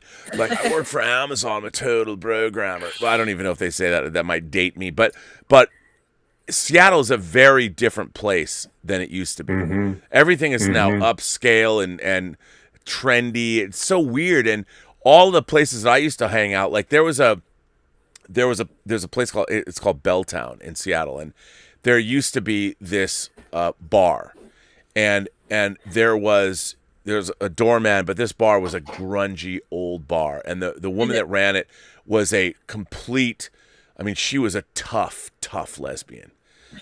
And she was awesome. And you'd go in there, and she would not put up with any shit, and she poured stiff drinks, and it was like not what Seattle is now. It's not. And it was that the grunge vibe whole thing. Now everything is new and beautiful, and they spend all this money, and everything is gourmet, and but that's, when you go into a city and you're downtown at night, you don't want to go to like some bespoke restaurant. You want to have some place that's maybe an air of dangerousness about it. Like, you don't know what's going to happen. Like, you're going into some place where bar fights aren't going to break out anymore. Not that they ever did, but people don't even sit outside. They don't even smoke anymore. Like, I miss the smell. You can't even get clove cigarettes anymore. They're now clove cigars, because clove cigarettes were like banned because kids smoked them. So they're not real clove cigarettes. They're now, Jarms are now cigars, and they don't taste the same. And Roberta, you remember the cigarette smoke? It used to go in. Okay, like I had a lot more hair than I have now, but it used to go in your hair, but it used to go in your lungs. So if you didn't smoke, too bad. Like, you were inhaling whatever was in these clubs. And sure. Expected, like your eyes would be all puffy, and you'd be like, oh, I went out last night, and you'd sleep it off. You'd take a shower. You couldn't get away without showering. Like, that was something you couldn't do. You had to completely redo everything, and you were ready to go the next day. But that whole renaissance that happened there, I think, was very metal, because now you're talking about somebody's deepest desires that perhaps they were not divulging before. And I think that also shows like a progression in society. We haven't had anything like that in a while, and we could probably use it. So, having such an incredible musical renaissance in a way, it's very, very unique. Well, I think the difference is, I mean, I might be wrong about this, but before, you would go outside of yourself. When you would go places, it wasn't about you. It was about, you're going to see something. You're going to experience. I mean, it was, you wanted to experience it, but you were going out somewhere, and you were going to go have an experience. Now, everybody wants everything to come to them. You're using your phone, and your experience is already catered, or it's curated for you. You've curated your experience and made it exactly the way you want it. Your apps are the way you want them. The information you're getting is the way you want them. So the random awesomeness of happenstance, which is what it was all about. You go out at night, you don't know what's going to happen. You don't know what's going to happen. You can't control it. And that was the whole point. You're like, what does the night hold for me? Yes. And you never knew. And let me tell you, Los Angeles in 88, 89, 90, 91, 92, it was epic. I mean, the shit that would go on. Nobody, if I were to tell people, nobody would believe it. You know, and now it's like nobody, because now it's just so, it seems like science fiction, but it was amazing. And it was because when you would go out, you're literally going out into the void, the cosmic void. Cthulhu is out there somewhere. And the Cenobites are out there. You might run into the Cenobites. You never fucking know. Or you might run into Miriam and the Blaylocks, David Bowie. And they might take you back to some Malibu mansion and suck your blood and stick an ankh in your throat. You didn't know. But you know what? You were there for it. You're like, fuck yeah, man. I don't care what's going to happen. I'm going to go out and see what's there. And there was, I mean, LA was a big place. There was insane shit went on, and you never. I'm sure New York. I mean, I've been in New York a lot since 1990, and I had one night in New York that even I was like, I was like, I can't believe this night happened. Like, and it was with my friend David Irwin, who is now the editor-in-chief of, wait for it, Heavy Metal magazine. Are you serious? One of my very good friends, who's been my good friend for 20 years, is now the editor-in-chief. He's actually the publisher of Heavy Metal. And there's a lot going on the heavy metal front these days, just saying. But the night, I mean, he was David Irwin, since I've known him, he's from Seattle. But he used to be one of the marketing guys at DC Comics, and now he's the publisher of Heavy Metal. He and I are the kind of guys, because we would go out, the shit that happened, whether we were in Australia, whether we were in New Zealand, whether in New York. I mean, the stuff that would happen with him, because he's like he's a very handsome guy, mild mannered, but the people he knows. We would just walk into these situations, and I'm like, I can't believe what's actually happening right now. And he's like, I know, right? You can't. 'Cause he's all, and he's like, we're having a good time, aren't we? I'm like, yes, we are. And he's like, great, good. I know. I mean, and it's just you're like, and then you know, at 7 o'clock in the morning, we're like walking down the street after this night that has yet to end, and we'd both be looking at each other, and we're, you know, he'd be like, "Can you believe that happened?" I'm like, "No, I really can't. I really can't believe that happened." And it would be totally. And he and I, we would never speak of it, and it's just like he knew, as I did, that he and I would have these experiences, and no one. It was like, this is entre nous, between friends. It was sacred. And we trusted each other, and it wasn't bad. Like, no one died or anything like that. It wasn't like that. It was all good, but it was just weird. It was one of those things where in New York, the crazy thing in New York is these clubs or these nightclubs, the events. You go to some dinner, you go to some awards thing. You don't even know what it is. You fall into it, and you're there, and then it leads somewhere else, and like.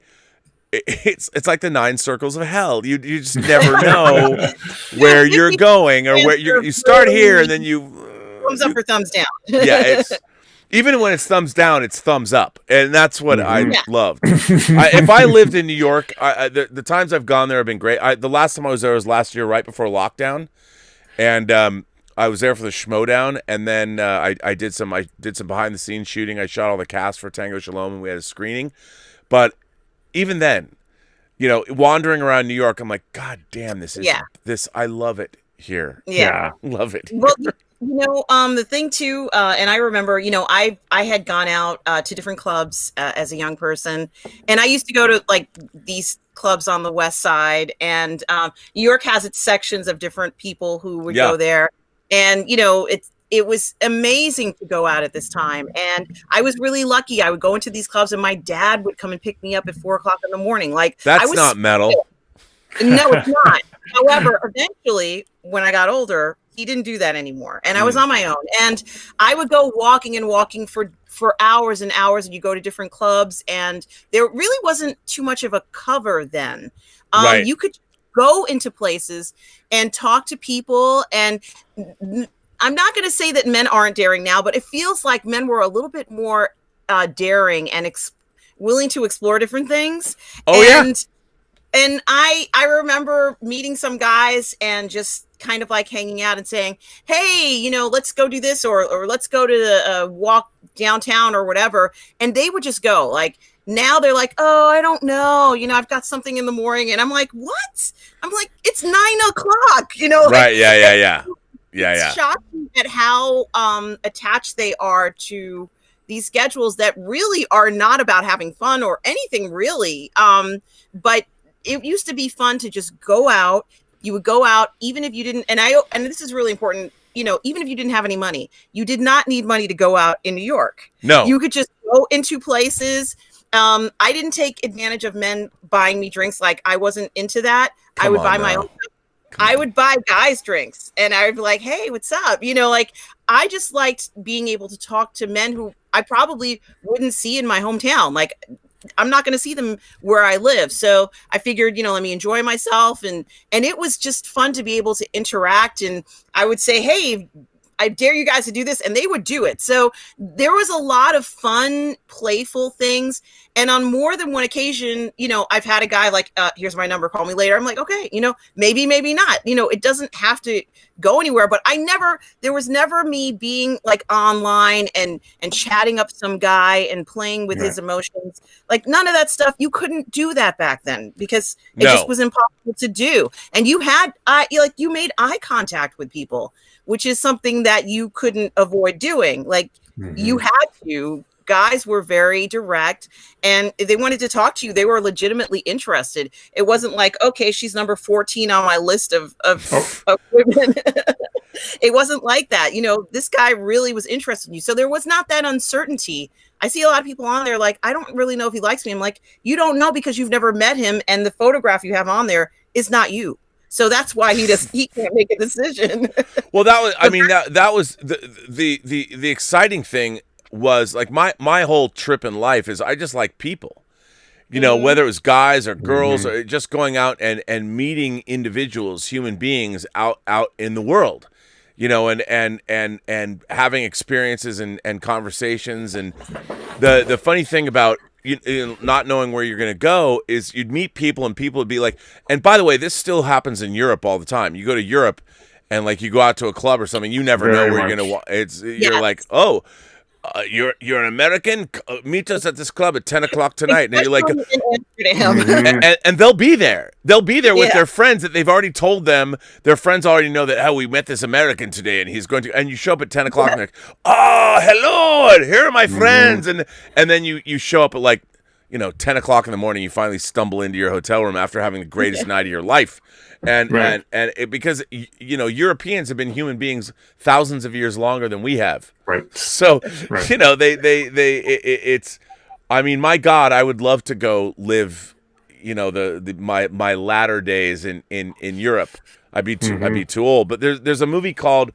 We watched it early on in Whining About Movies called The Great Beauty, and it's basically about this old guy, this really hip. Natalie dressed. He just goes from party to party to party. I think it's in Rome, and he's just fabulous. And I'm like, I want to be that dude. You know, just go to fabulous parties and. You're never too old. Yeah. After all, remember, women like experience. Just you too, Roberto. Women like experience. That's why a lot of, you know, like older men have the upper hand. But I've been on more than one occasion. I've been to like, you know, a club and there are rock bands there. And I think that like I make a connection with a guy and I think, you know, wow, you know, I might get this guy's number and the person that I'm with or a bunch of other people get pulled into the mosh pit and they get hurt and I have to leave. Like I've had a lot of experiences like that too. You know, where I'm like, should I take my friend to the emergency room or should I get this guy's number? You know, like these decisions that you make. Of course, you took your friend to the emergency room, but then you're like, oh, I should have gotten his number. You know, but it's just those fun life experiences. You know, going back and like the bouncer knowing your name, or you know, I remember back then they used to give you like free parties in some clubs and inviting my friends to come to the club, and you know, like I didn't have bottle service, you know, I didn't have any of that stuff. But it was just fun being able to invite somebody. I'm like, yeah, I could have a party at this club. You know, like it would be really cool, you know, just enjoying all that.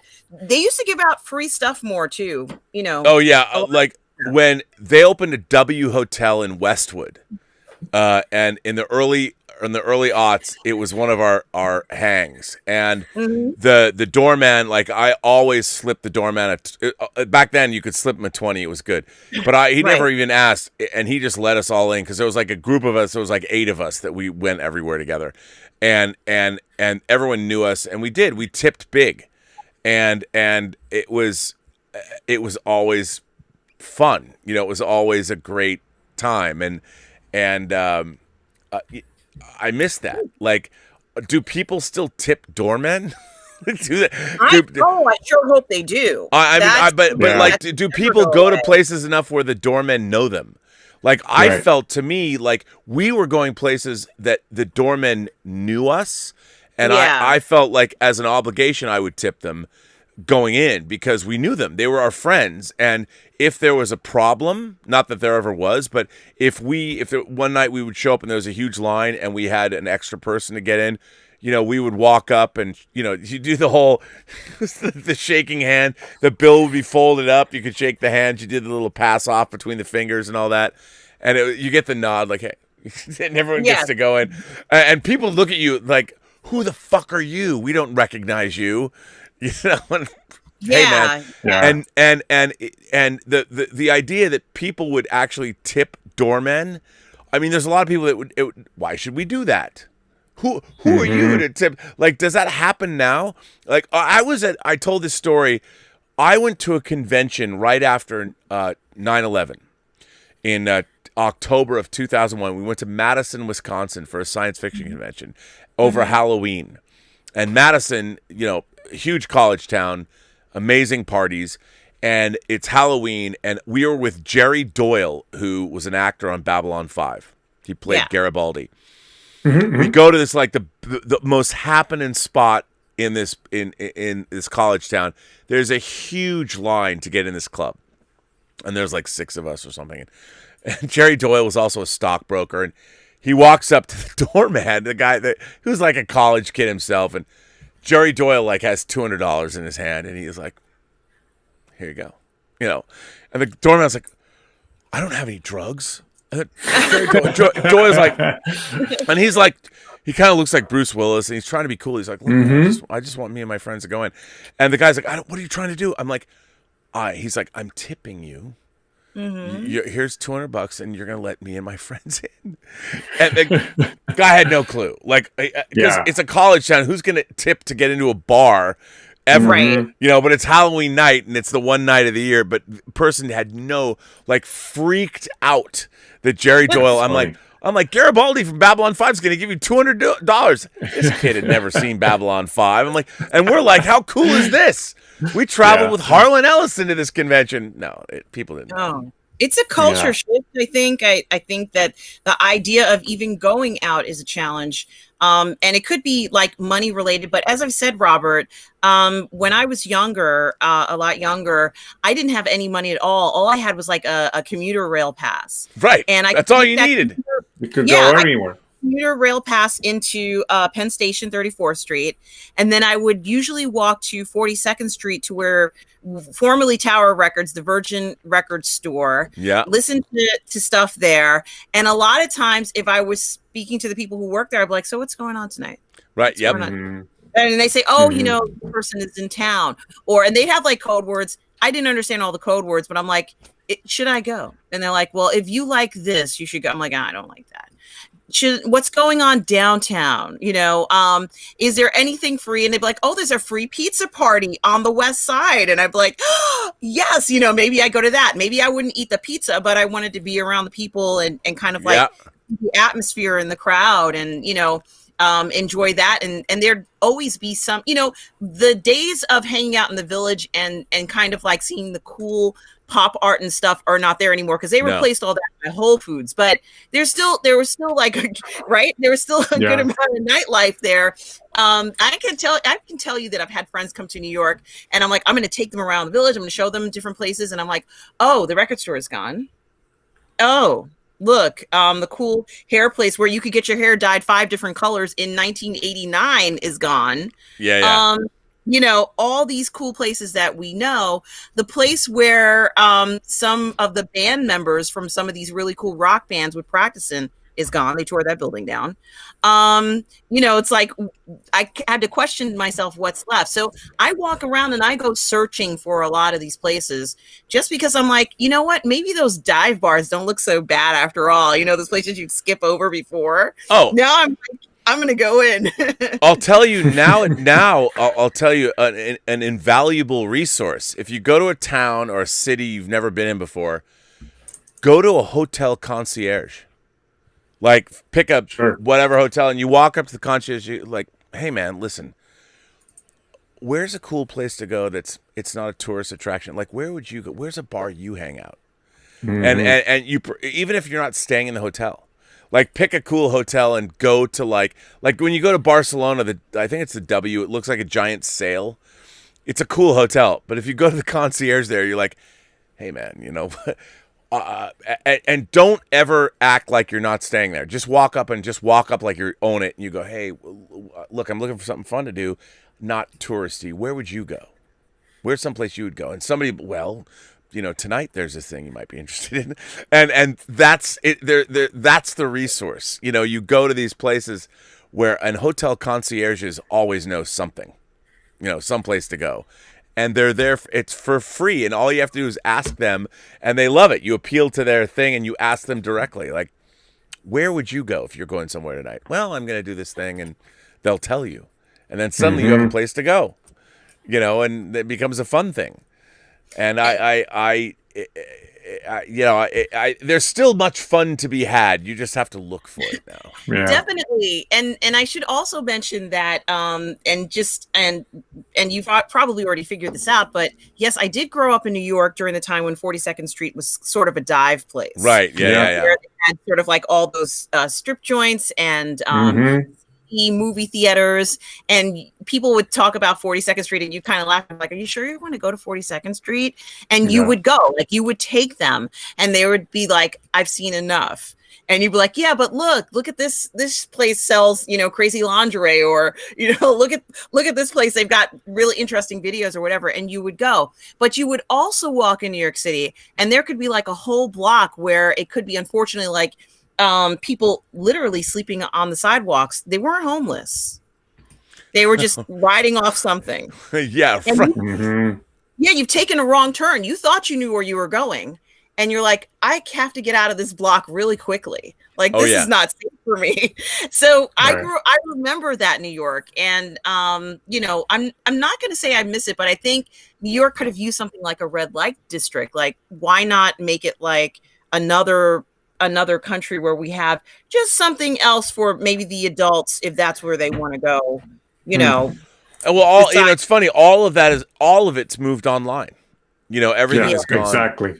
You know, by the way, Stubble McShave sends in a tip all the way from Sweden. He says, metal is an expression of passion.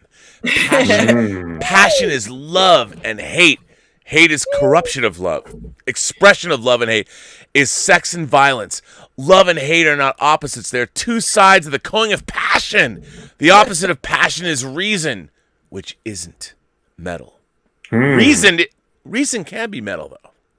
It sounds like heavy metal lyrics. I know, right? It does sound. That does sound. It could be a metal song.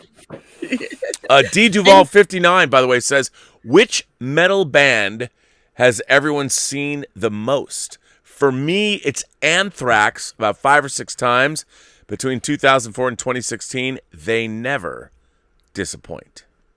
I've seen Anthrax a lot, so they're good. I have not. Because metal is not my genre of music, so I haven't seen multiple metal shows. Yeah. But I mean, I was a huge. I've seen Prince about 30 times, but Prince, he can be metal, but he's Prince not usually anything. You know, he's transformative. So, right. And he, you know, let's be honest, he truly was a prodigy. You know, he was not just an ordinary musician. He was a creator, a magnum opus level of, and it's very rare to see that. He also was very sexual. Oh yeah. And very seductive, but he wasn't pushy. So, like as a woman, I'm not saying that we don't, he would, I'm sure I've never met him, but it seemed like if you were around somebody like him, he would make you feel comfortable. As a woman, that's a big thing. It's like being comfortable is the first step to, saying, okay, I like you. And he had so much charisma and style, and he was very attractive. And the women, the women in his life, I mean, everyone from Vanity to Kim Basinger. I mean, that guy, right? Maite. I mean, he had it. He had. I mean, if any young person today was watching this and I could compare them to him, not that he's quite like him. He's the guy who sings "I'm Too Hot." Ooh yeah, girl. Bruno Mars. Woo.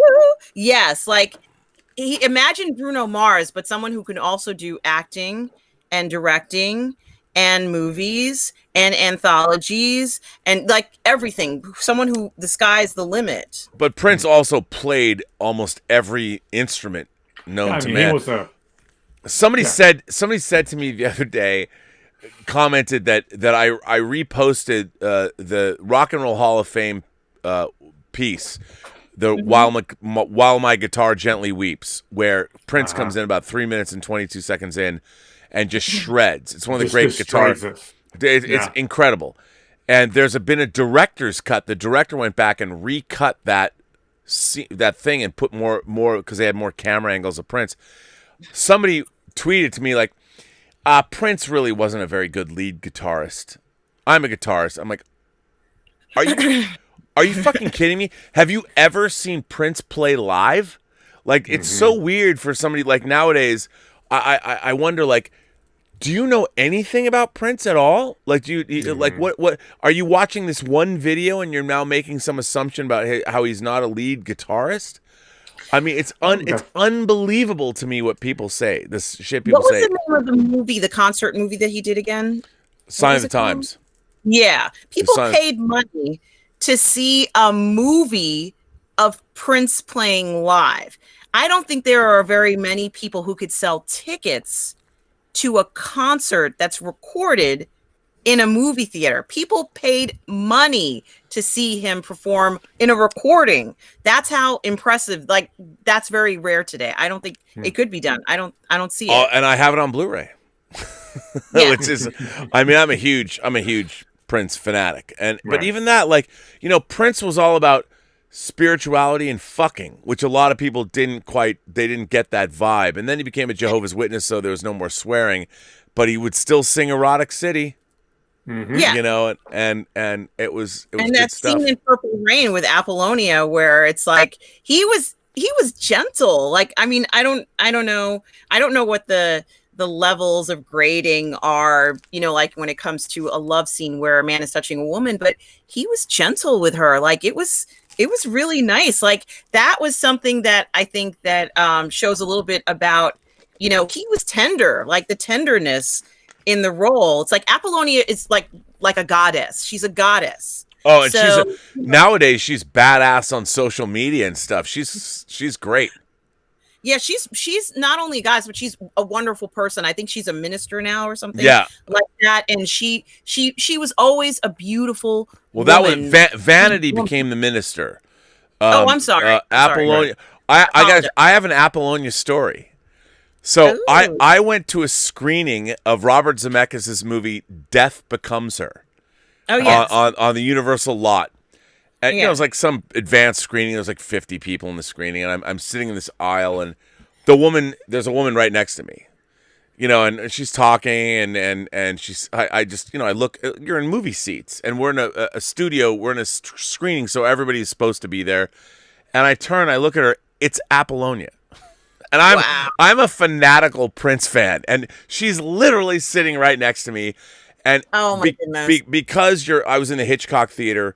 On the Universal lot, you can't be a douchebag. You can't say something because she's sitting next to me. You have to know how to play it cool. I said something like, I don't know. I was like, I looked at her and I said, "Is Apollonia 6 still so sweet?"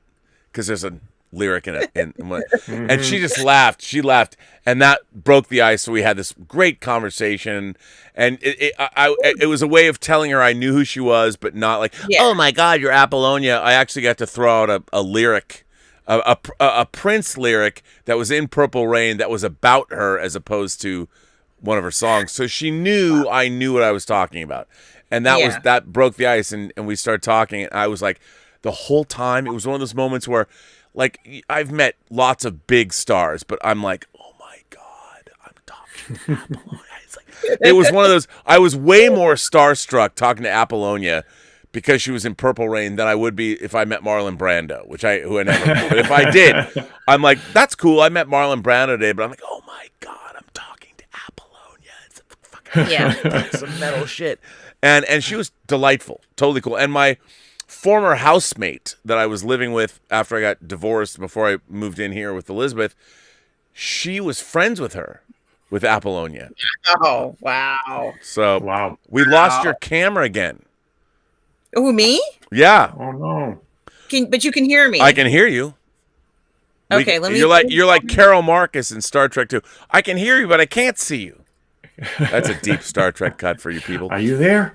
The Richard, by the way, sends in a super chat, and the Richard says, "I'm loving this. I want to hear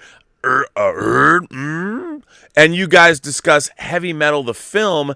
Shouts out to Storm Kitty and Ninja Butt Kicker." Do you want to talk about the Heavy Metal film? Take a ride with Heavy Metal. Definitely. This is this Heavy Metal the film had such an impact on my life and on so many people that it's impossible to ignore its cultural importance. By the way, its 40th anniversary is coming up this summer.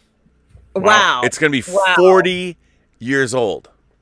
Now, I don't know if, and of course, I grew up at a time where we had VHS cassettes and DVDs. Yep. And watching Heavy Metal was a total guilty pleasure. And I've kind of said this before, but I watched it till the tape broke. This was a film. And, I have an older brother who also was a fan of the film. And my brother was the one who always had access to the books and stuff. But I was a little bit younger than him.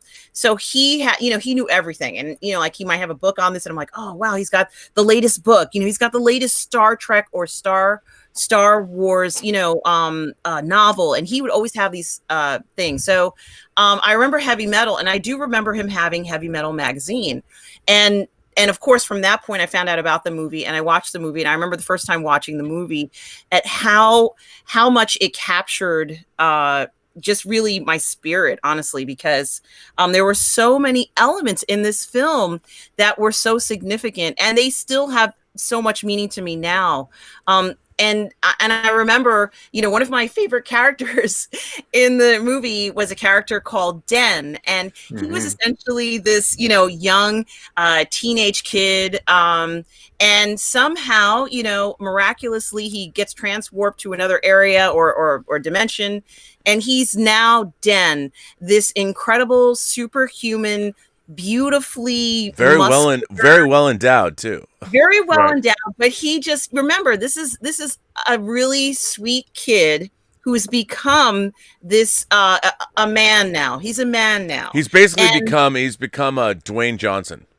He's become a Dwayne Johnson. He looks like Dwayne Johnson. He does look like Dwayne Johnson, and he's beautiful. I mean, this is a beautiful man, and he has the ability to do whatever he wants in this new world, despite the Lochnar and all this other politics going on. He has the choice to decide whether he wants to take this power and rule the whole place, or, go off with this beautiful woman. He says, screw that. I don't need that. I want to go with this woman and enjoy myself. And I thought it was really interesting looking at something, and it was very sensual. He had beautiful muscles, but he was maybe some of a demure kind of superhero who, because he was a kid, he didn't know, he was all wide-eyed and bushy-tailed, even though he's basically Conan. He got altered into Conan the Barbarian. If he was bald and in space. Or John Carter of Mars kind of thing. Yeah, it was great. Yeah. It was great. And I think that the premise of looking at the fantasy, because I'm a huge sci-fi fantasy fan, but the element of sensuality in heavy metal is such an important element. And it's not in every sci-fi show that you watch, but this one was just beautifully done. Even the appearance of Den himself, it takes time to draw someone, to capture the beauty of a man's body in this way. And it was so tastefully done. And, they didn't sway away from the true nature of what Den would be like. He's not going to be a jerk. Like, he's not going to turn into a jerk overnight. No. He was going to be this person who now all of a sudden he had to make decisions he had never made before. So it's kind of like, it was like growing up, this character who had to suddenly has this incredible ability now, but he also has to grow up too. And, I think that, it was a good example of, people are going to have these sorts of challenges, and, God bless you if you ever end up in that kind of situation, but how beautifully it was done and how lovely they made Den look. Like I would just, and he looked, the great Richard Corbin, who recently passed away, created Den and drew Den, and they really did a good job translating Richard Corbin's original artwork into that film. And I agree with you. I think it was, the funny thing about heavy metal is it was an R-rated, at the time it's an R-rated cartoon. R-rated. And they made it film, and that was, we didn't, and it begins, there's a lot of rotoscoping, like the opening scene where you hear Radar Rider when the Corvette, the convertible Corvette, is coming out of the space shuttle, and it comes down to Earth, and that it's totally rotoscoped actual footage of a car, but it's so cool with the window wiper, the going through the atmosphere, the soot. Right. It's just the whole movie is, and the final scene with the final long sequence, Tarna, the Tarakian, she's like this silver-haired Wonder Woman character that goes after the aliens that killed her people. It was awesome. It was amazing to see in the summer of 1981 when it came out, same year as Raiders, same year as Excalibur. Again, you were getting these really sort of seminal fantasy and sci-fi visions. I think Dragon Slayer 81, not 81. I think it might have been. May have been right around them, yeah. Yeah, and there was great stuff. Superman 2 came out in 81, the summer of 81 not as good as the summer of 82, but still, heavy metal was the summer of 81. And that poster with Tarna on her, and she's got her steed, the thing, pterodactyl thing, whatever that was. It was a big deal, and they didn't shy away from sexuality at all, and it was again a heady time where now we've got Love or Sex, Death and Robots, or Love, Death and Robots is going into season 2. It was a time when these things we were getting such interesting things coming down the path. You just didn't know what you were going to get.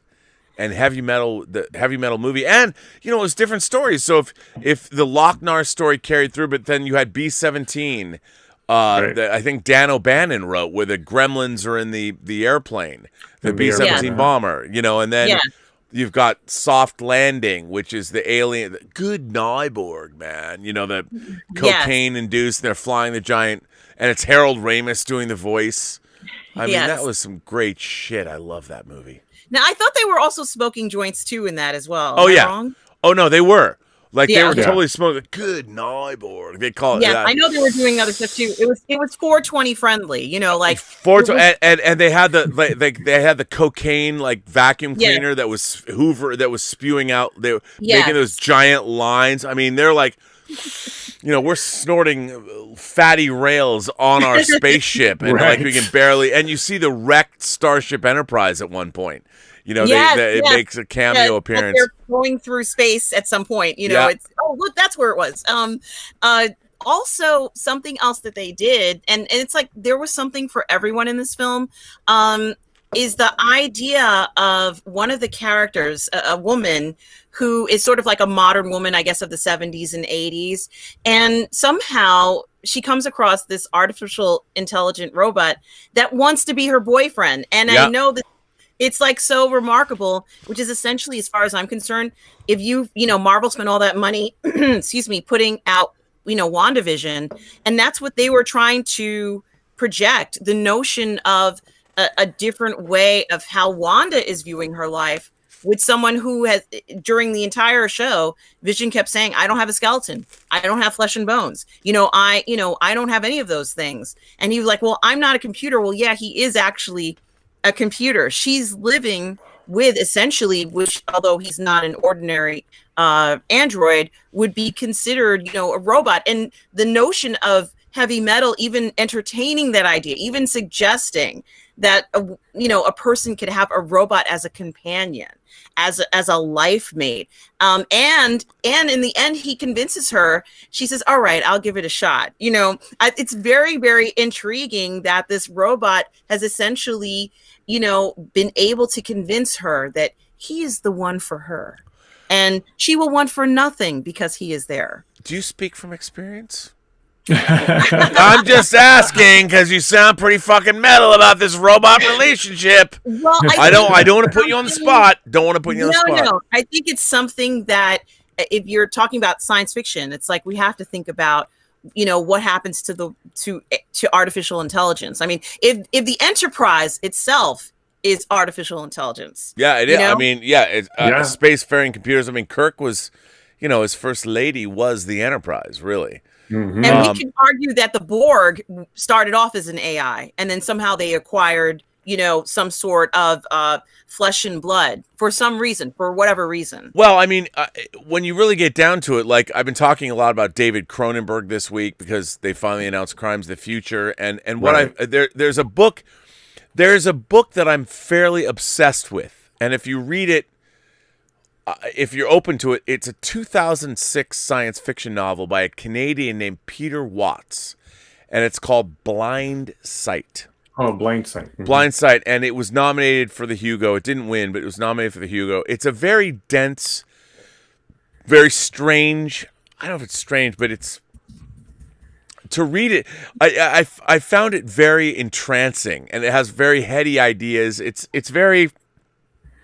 a first contact story, and there's even vampires in it, and they're genetically engineered because vampires are the best kinds of star pilots because the sun's behind you, and you're immortal, so you can what human beings would fall down on the job, vampires can handle traveling through deep space. It's good for them. And the first contact story, it's very strange, but in the book, which is set in like 2085, most human beings don't have sex with each other anymore. All their partners are robotic because, and they're so advanced that you can program them to pleasure you in the way you want to be pleasured. And when you really think about it, procreation is one thing, sexuality is something else. Mm-hmm. And even though the mechanics, you use the same mechanics, they're very different things. And because one is there's a task that needs to be performed, which is to procreate. But when it comes to sexuality, like, spank me or whatever, where does that come from?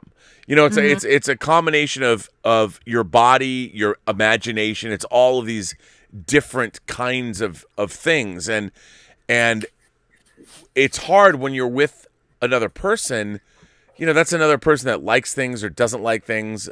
And you have to figure out a way to converse or meld or tell somebody what you like. And how do you convey that? How do you convey, I can sit here and be like, I can itch right between my fingers. Like sometimes that feels so good.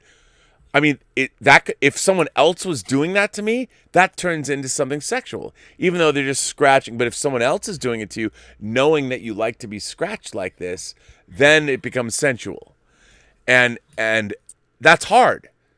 We as humans, we're not good at it. We don't, especially guys, like the first time every girl knows how many times you kissed a guy and the kiss was disappointing because there was no skill set there.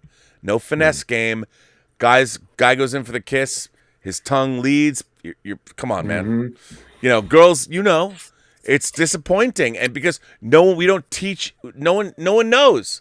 We're scrambling in the dark for these skill sets that we should have. They should be teaching this. They should teach Kissing 101 in elementary school.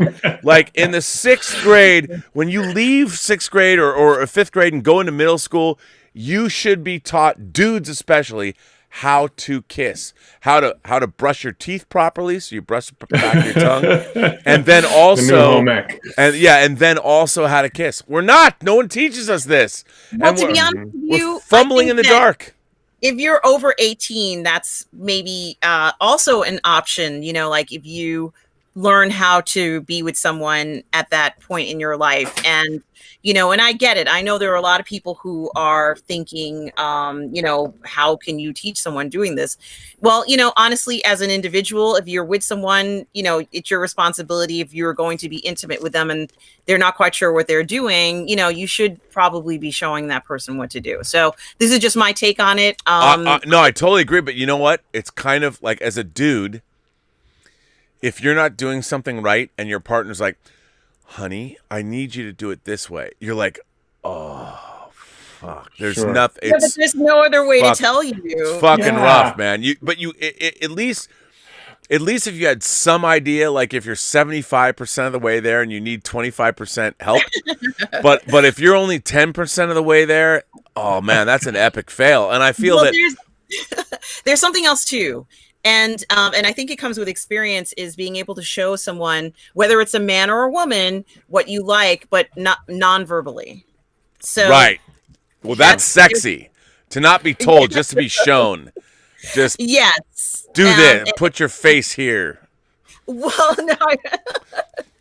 Whatever it is, even if it is just as simple as a hug or a kiss, you have to be able to translate this. And sometimes verbally saying it may not hit the mark, especially when someone, doesn't know what you like. Even you could have two experienced people and the other person doesn't know what you like necessarily. And I understand it's like a guiding hand while you've consented already can go a long way. Oh, it can. By the way, this show has become perhaps the most metal of all of Midnight Metal. Like, we're finally, I've done almost 700 shows and we're talking about sex. Thank Christ. My God. Fuck yeah. Roberto, you've got kids, which means you've actually had sex. Yeah, well, this is amazing. You would think. It's interesting because if anybody should be talking here, it should be my wife, because she does among the work that she does is she works with couples, and she always says that a woman's largest sexual organ is her brain. Mm-hmm. Yes. And you have to be able to get to a place where I think there's a level of trust that has to happen from the woman's perspective, that for a man it's a much more immediate kind of sexual gratification. No, come on. But for women, it really does take an investment that is much more I think in depth than what a lot of guys are ready to do. And I think in the situation that you were just describing of a man, person being coached or told, a man being told what is pleasurable or not, it's important for the man to understand that for a woman to get to the place where they can feel comfortable and trusting to say that to to their partner, means that there really is a connection developed with that person at that point. Yeah, no, it's true.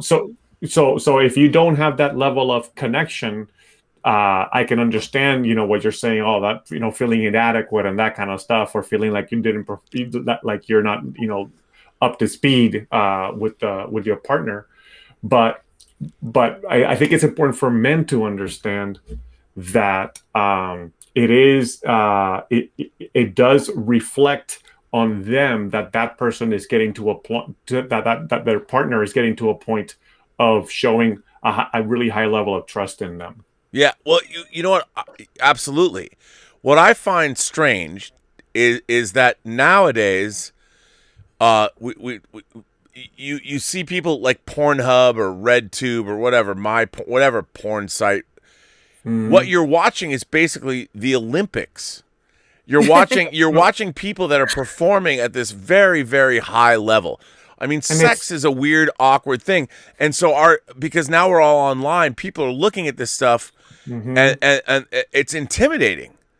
You're looking. It's fantasy, right? Yeah, you're looking at Olympian athletes do all this, and you're thinking, I don't want to do that. I don't want to get into a position where I'm humiliated. I don't know how to do what they're doing.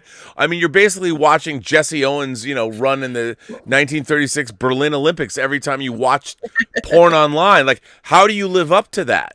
You look down, you're like, I don't look like that dude, Bring it back to movies. That this reminds me of a movie with Joseph Gordon-Levitt and Scarlett Johansson that was called, I think it was called Don John. Yeah. Yep. And in that movie, the lead character, basically all he has learned about intimacy comes from pornography. Right. And so there's this expectation, right, that when he dates somebody, that it's going to, that his gauge, he measures the value of the relationships he's developing based on whether or not they compare with what he sees in the world of pornography. Yes. And then eventually he meets Julianne Moore, and talk about the brain being the biggest sexual organ. He finally develops a connection with somebody, and that's when you truly then start to break down. So I think part of the problem is that, regardless of how you feel about pornography or not, it's a fantasy. It's nowhere near, what a clear, true, intimate connection with somebody else. And because the sex part, the actual act, sexual act, is if the mental connection and the trust is there with the other person, that all is secondary ultimately. And that's something that I remember, that I feel that movie really kind of encapsulated that journey for somebody who has only learned about intimacy from what you see in fantasy. And Scarlett Johansson's interpretation was everything was like a rom-com. So she lived in the world of rom-com, and he lived in the world of pornography, neither one of which is a reality. They were all just kind of trying to live relationships out the way these fantasies portrayed them to them. And what's also kind of interesting about that is that, you're talking about, we essentially have 24/7 access to pornography, mm-hmm. whatever you want to see. Wait, hang on. And yes, we do. It's pretty much, I didn't grow up with that. None of us grew up with that. No, we would have to go out into the woods in Seattle. Like, there's Playboys at this one tree. Right. It's I swear to God, literally out in the woods, underneath a tree, there was Playboys, which, not exactly explicit. Hustler was way better if you want to see some shit. Right. Yes, and I think that if you're looking at it as a mature person, like let's say somebody over the age of 18, because that's who should be listening to this now. If you already have in your mind an idea of what you want to see, then you go on to this website and you type in something, or you look, and then maybe you find something that stimulates you. Chewbacca porn.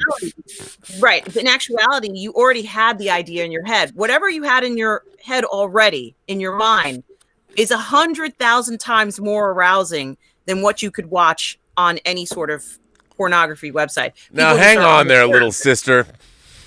I've seen some pretty good videos. I just want to say. No, I'm sorry, but But There's a lot of ultimately, I great think artists out there that are doing incredible work. I don't want to take away from that. I can give them credit for what they're doing, certainly. But your Yeah. desire, your deepest desire, this is what we're talking about. Yes. What's the deepest, most desirous thing you can think of? And it's deep. already inside of you. Well- It's in there. It's in there already. You know, you knew it when you hit puberty what it was, you know, Right. whatever it is that you're looking for overall, you know, that's the thing that you should be focusing on when you're with someone. You know, like when you have that intimate encounter. And yes, it's okay to go ahead and say, well, you know, I'm not like that person in that porn film, but you know, they're getting paid for those performances, right? I mean, it's acting. It's all acting. None of it's real. It's all acting. It's all fake. None of it is real. And I think I'm sorry, yeah, go ahead. point that you made about, I think that if anything, I'd like to think that pornography originally was a tool for couples who had problems perhaps or needed extra, you know, stimulation, and that's okay. Well, but a lot of it started as medical films, yeah. Yes, but I don't want to believe that it was supposed to be accessible to everyone, everywhere, 24/7. Like no.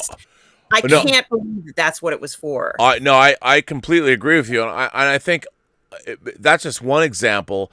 Our hyper accelerated culture, there's all of this stuff that is now available. That's actually, we talk about the fact that young people are having a lot less sex than they used to. This is problematic. The birth rates in Western nations are plummeting all around the world, like Japan, plummeting.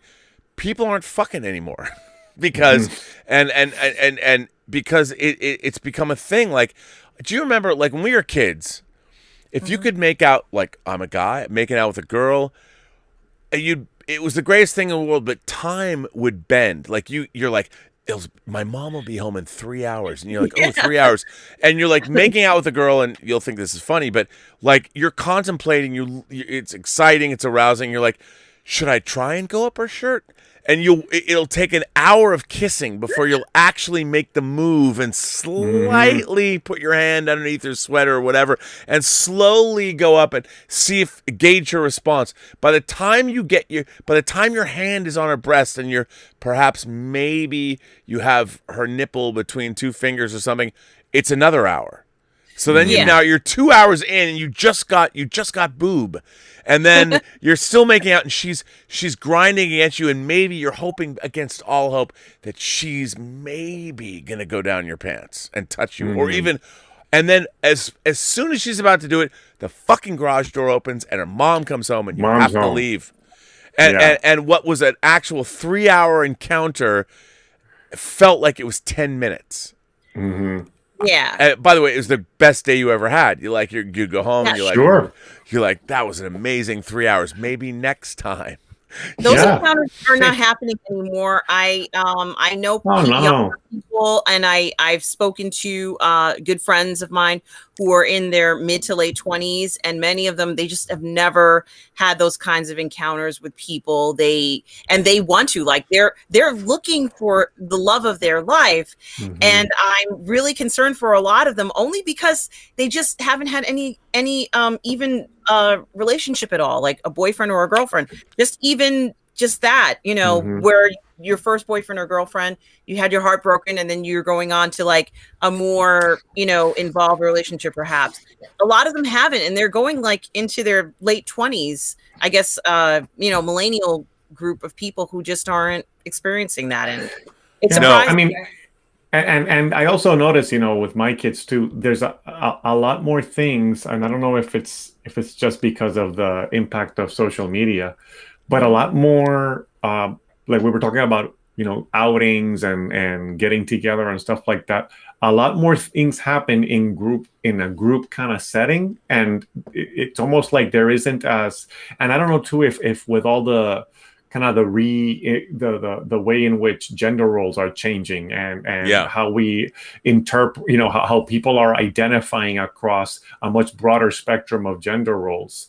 But there's a lot less one-on-one necessarily kind of pursuit of relationship seeking, and there's a lot more communal relationship experience coming out. So I mean, sometimes, like I sit here and I kind of lament, things not being how they were, but at the same time, they're kind of evolving into these new things that may be completely new ways of exploring relationships that we just haven't conceived of yet. Right, and I think you're right. I mean, things are changing. I just what's weird to me is that I feel that in with the new, like what I went to the Evergreen State College, which maybe I went there in the mid-80s. Progressive, yeah, very crunchy, chewy granola school, progressive. Yeah. You make your own grades.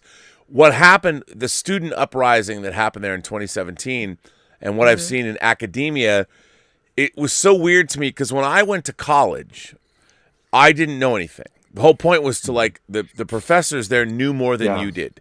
And you were there to hear what they had to say. And there were professors I liked, professors I didn't like, but there was a wide variety of faculty that I would deal with. But even if you didn't like the professor, you still listen to them. Well, part of the experience was, trying to work with people different from you. Part of the experience of interacting with somebody who is maybe a professor who doesn't teach the way you like to be taught is you're not all, when you're at your job in the future, you're going to be with people who don't necessarily are compatible with you, right? And part of that experience. Lesson. And now you see students who are demanding things of their professors. You need to be this way. I'm like, what the fuck happened in the world? Like, why are you telling a professor the way they should be? Who are you? What do you know? Your relationship to make those kinds of demands. When knowledge has gotten so democratized too, when you can, and even now, companies and organizations are beginning to say that the college degree is not as important as, where you got this skill is not as important as the skills that you have, right? Right. What matters that you have it. So yeah, there's this I don't know, an appreciation for that liberal type of knowledge, of just learning for learning's sake. It's much more transactional now. Yeah, they're not flexible. That's another situation. There's no compromise. Well, what we need is, general education is its own reward. You don't know when you're going to draw on some arcane piece of knowledge that you might have picked up, especially like when you're out at a bar talking to a lovely lady who brings up something and you're like, you know what? I heard something about that. You know it. Right. You never know when a wide variety of general education can be your friend. You have no and even the ability to carry a conversation with somebody, those muscles are trained because of that breadth of education, right? Yep.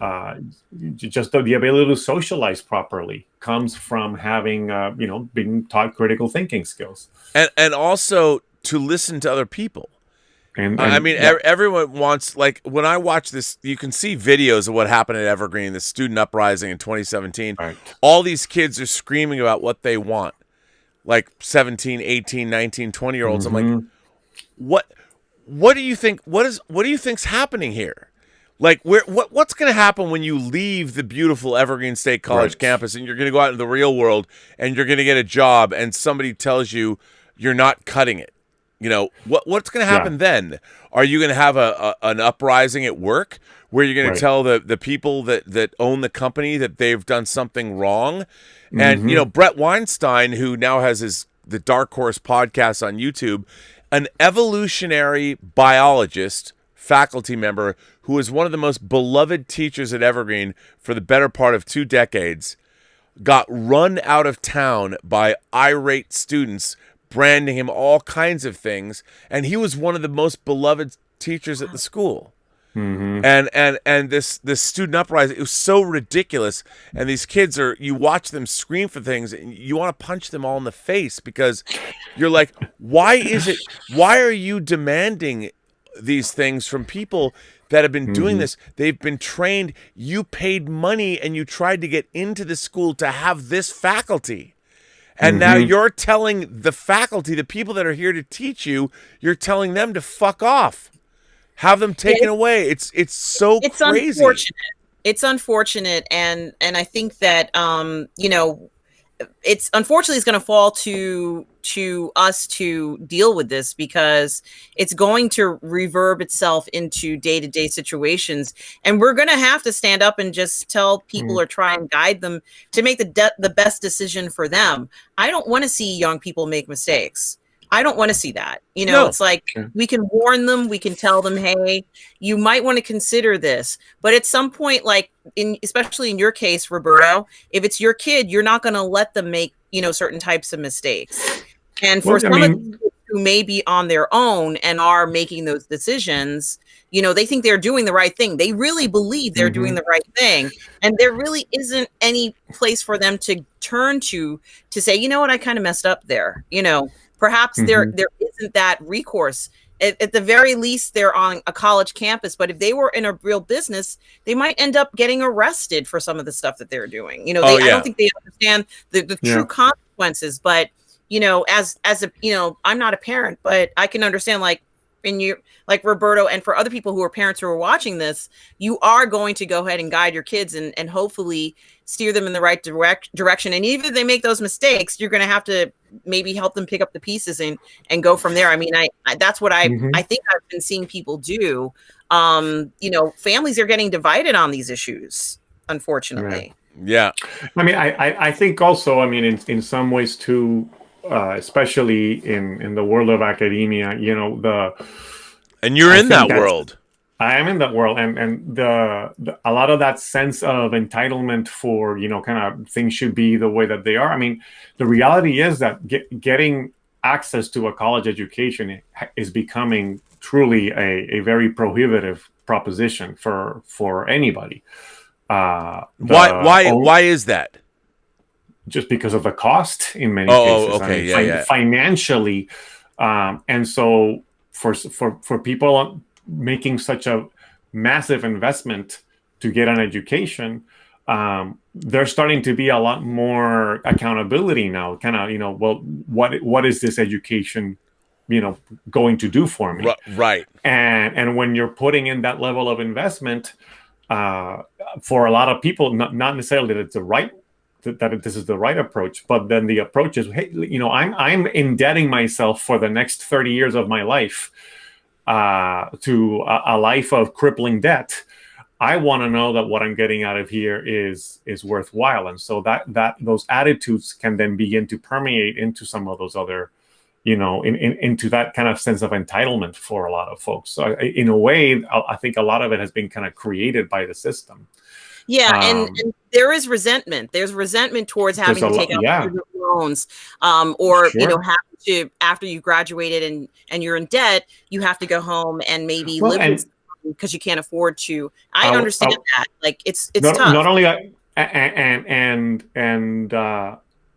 when it comes to the pursuit of artistic pursuits, you know, when I think about other countries where maybe college education is provided by the state, or you don't have to worry about healthcare because you have state-supported healthcare.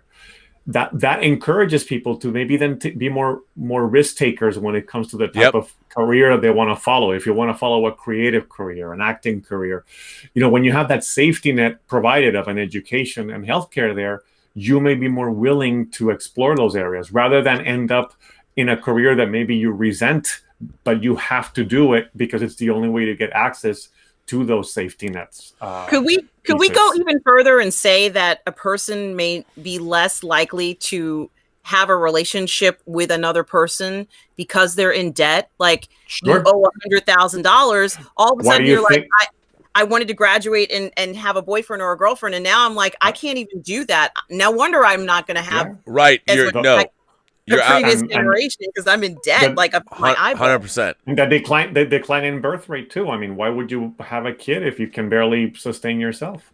No, it's tough. By the way, I want to get to people have been sending in questions and things. Oh, sorry. No, not all. I'm just gonna say that Sheriff Carl says, I really need to be on this fucking show. I got stories of metal glory that you have yet to hear. Well, Sheriff Carl, I think you can be on the show if you want.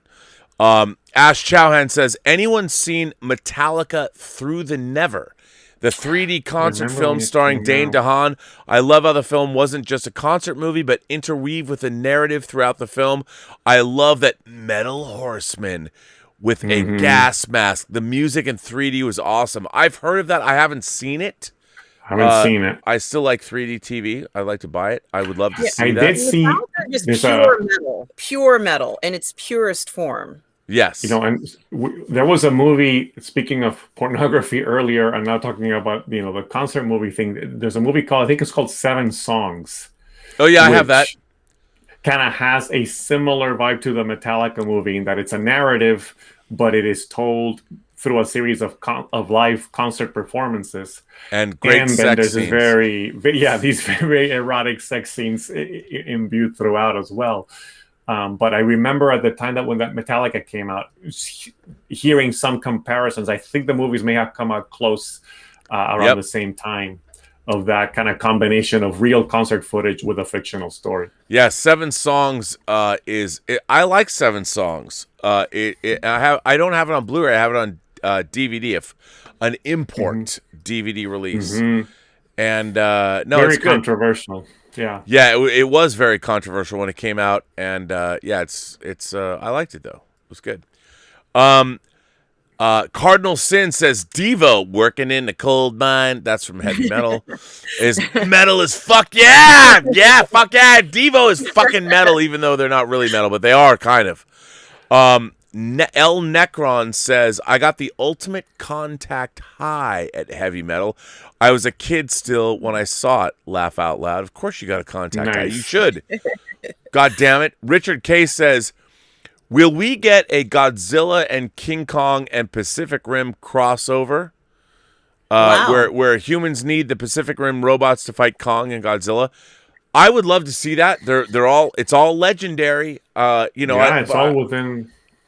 Yeah, and what I love the fact is that, the kaiju in Pacific Rim are aliens. Yes. And I would love the fact that maybe you find out that the Titans of Earth were originally extraterrestrial, but now they fight for us. So when the alien kaiju from the Pacific Rim universe come to Earth, it's up to our kaiju to kick their ass, along with Pacific Rim Jaegers. I mean, great idea. Come on, bring it on. I love it. The Richard says, nice to have a lady here. Dr. Phil, Mr. McFeely, and Dr. Ruth walked into a bar and each continue the joke. Yeah, well, no, I have to say, how do you pronounce it? That is her name for all of you. It's Arm. I think this is a very different episode of Midnight Metal, but wow, I'm here for it. This is we're having a fascinating conversation. I'm like, wow. Louis Terrazas is here and says, this weekend has been so metal as fuck. Exophiliac Rob, 70s porn was much more cinematic. Should it go back to that? Ever see the Taboo series? Oh, I watched Taboo, like Taboo, brothers and sisters getting on. And the magazine. Yeah. Oh, yeah. Yep. Taboo was all. That was a big part of porn in the early 80s. The Richard also says it's great having here. The chat is not used to having a female on the panel. It's great that everyone are respectful and not going bananas. And Imran Jabbar says soon sex will be what sex is in Demolition Man. I think you're right. I mean, or Barbarella, maybe. The Orgasmatron. You'll get into a machine and it'll flap around your body. It'll be awesome. But which is weird. I mean, the whole thing is bizarre when you really think about it, because sensual pleasure, we're spiritual and intellectual beings that are locked into these physical forms. I was talking about David Cronenberg's new movie, and the fact that he's all into the fact that our bodies, whether it's cancer, will revolt against us. Like our minds and spirits are here, and then suddenly, you've got pancreatic cancer. Well, fuck that. What can I do? What? I've lived a good life. Why do I have pancreatic cancer? Well, it happens. And you're like, well, what do I do? What do I do now? I don't know. Often during the sexual experience, your body also revolts against you. Like, for example, you're saving yourself, and then all of a sudden you haven't saved yourself. Something has happened before you expected it to, or you're expecting to have a certain level of arousal, and you can't get to that level of arousal. I've never had that problem. I'm just saying. Well, it does happen, and I think it's does it? Why I'm kind of the only reason why I'm bringing it up is because I think a lot of people have expectations, as they're doing things, and it's okay to have expectations, but first and foremost, you need to enjoy yourself. That's what this is about. Yes, you're supposed to enjoy yourself, and there shouldn't be a definition of what you're doing. That's why I think pornography kind of does set the wrong message. Although I have seen some pornography sites that have different options, like for couples, or for people who are looking for very specific things, and that's what they actually are getting pleasure from, and that makes sense. So having those options are great, but there is no actual straight up one way of doing this. I just wish can we get sites for Star Wars and Star Trek that give us options to get what we want from those franchises? Well, those are called fanfic, but yes. Because I would just like to have, good Star Trek. Like with pornography, you can get anything you want. Like whatever you want to see, and it depending on what your kink is or whatever. I would love to have a pornography site that only gives me really good Star Wars stories and really good Star Trek stories. Pornography site in Star Wars? I don't know about that. Well, not porn, but just at this point, I just want good Star Trek. Just a good story. Tons of fans out there who are good writers who would, if you ask them to write a story about, let's say, Ahsoka Tano and she conquers 2 or 3 worlds, someone would do it. Like a person would do it. I know, but it wouldn't be canonical. It wouldn't be legit. Oh, it doesn't matter. Like in your mind, you're already fantasizing about the characters anyway, right? I just am fantasizing about a good Star Trek story. Just something like the immunity it's syndrome. Funny that you were talking about the Cronenberg movie, and in the synopsis of the movie, or the kind of the synopsis that's been out on Variety and other places, to me, exploring what they're exploring there when it comes to, sexuality and this idea of people kind of genetically manipulating themselves into becoming all sorts of different things. Like, to me, those are the kinds of questions that a Star Trek show set in the year, wherever they're set now in Discovery, should be exploring, right? Oh, yes. Transhumanism. A gamut of identities that haven't even been, conceived yet. Instead, we're still kind of stuck in the issues of today, talking about pronouns and things that you would think by then would be all a thing of the past, The fact that you had a non-binary character tell a gay character to use their proper pronouns in the 32nd century. That is such a 21st century problem, right? It is an utter failure. It's like 1,200 years from now. The idea, we're still trying to come to grips with the whole idea of pronouns is ridiculous anyway. Okay, so you're going to now subvert language to come up with something that why not come with a brand new word? Like, if you want to be called, I will call you whatever you want to be called. I have no, in my mind, part of what we're dealing with now as a culture is, for instance, the trans issue is fascinated me because I honestly believe that transgender people are real. It is it's an actual, we can't figure out a way to scientifically quantify it, but I think it's real. I think it's absolutely just like someone who's gay. This is a real thing. You were born that way. And so a trans person is actually a person who mentally, whatever, if we could measure it, they were born in the wrong body. I think it's absolutely true. We don't have a way yet to quantify it, but we will. Right. We will. We're because whether you had too much estrogen or testosterone or whatever, if you're and the people who are trans, I honestly believe it is totally real. It's happened. There's a lot of people that no, it's a mental. No, it's not. It is. No. This is a real condition that exists. That's natural because you got whether something that happened. So you totally real. I want to take it a bit further. I'm sorry. Go ahead, Robert. Well, what I was going to say is that what we need to deal with as a civilization, as a culture, is that why can't we just say that trans people are real and they exist? Why is there such pushback against it? I don't think it's a stretch to say that yes, this is a real thing. So why don't we just treat it like it's real? The same way there's yes, it's a small percentage of the population, but it's real. Trans people are absolutely real. So they're here, and one day we will actually have the technology to quantify it. So, oh yeah, you're trans. Yeah, you're trans. Right now, but I. Oh, go ahead. Sorry.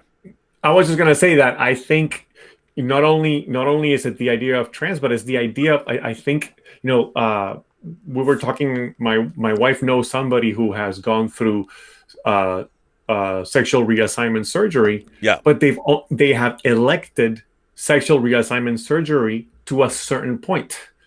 Yes. Right. It's not, they haven't necessarily not all the way. Say to go all the way from I don't know, I can't remember if it was female to male or vice versa. That's what I'm thinking. Best of both worlds. But it's not only that, it's this person truly identifies with something that is either or. It's this very particular thing. And that idea of exploring the spectrum of what identity is, that should be those should be questions Star Trek should be addressing. Right? I totally agree with you. Totally, especially in a show set in the future. Like it would have been awesome for me to see these characters show up in the year whatever, 1,000 years in the future, and people, all these new genders and all these genetic modifications and people identifying all sorts of ways, and what are the problems and issues that emerge from that, and how can we learn from that to kind of reflect the problems of our time, kind of like that's kind of what Star Trek was best at, was doing that kind of thing. Yep. Yeah, and I think that they accidentally started to do that. And it is true. When we watch Star Trek, we're expecting to feel something, just something. And watching a lot of those episodes, I didn't feel the same way I felt when I watched many other episodes of Star Trek, because I think it's a substance issue. It's a substance issue in the way that they're constructing these episodes. But if you recall, the character that has the symbiote in her, is able to speak to her in the new series. She's able to speak to one of the previous incarnations of her, and we've never seen that before. And I question it because I'm like, they weren't supposed to be able to do that. And then I'm thinking to myself, wouldn't it have been cool if rather than her come from 900 years ago, we're seeing Trill's 900 years in the future, and they can do stuff like that. 900 years later, now the idea of having more than one, being inside of another is visually, imaginable. Visually imaginable now. It's no longer just, now you can have those experiences, and there'll be no limitations on it. And I think that that's an opportunity they kind of missed out on. That would have been progressive. That would have been very different. We would have said, wow, they really have changed. Yeah, but we didn't get anything that moved us. There was nothing like that. There's the failure of imagination of modern Star Trek is monumental in my mind, because, for instance, like when you have a character, for instance, let's say, and we actually had a non-binary character tell a gay man to use their proper pronouns. Yeah. It was so insulting. Over 1,000 years, 1,000 years in the future. I mean, we would now 1,000 years from 1,000 years in the future of TOS. Right, 1,000 years from TOS. So you're from the 23rd century. You're 1,000 years. Right. And what was so strange to me, like when you come back to the trans issue, they would be able to tell if a child is born, and they would be able to scan their brain and say, oh, this child is trans. and it would be, they could, with the surgical techniques and the technology, they could make the alterations, even probably down to the DNA level, and make that child the way that child was born. And so you wouldn't have to worry about it. It would be done. It would be taken care of. It would be par for the course. You would never think about it, and nobody would even talk about it. Like it's 1,000 years from now. If I fell in love as a guy in the 32nd century, if I fell in love with a woman, maybe she might be trans, but it wouldn't be something I would even ask, because at that point, with our technology, a woman is a woman. You know, you wouldn't even ask. And it wouldn't be a thing. And when I'm watching politics of today injected into the 32nd century, I'm like, this is not sense. It's not imaginative. It's not good. It is decidedly unmetal, Roberto. Yeah. And what about relationships, intimate relationships in this series?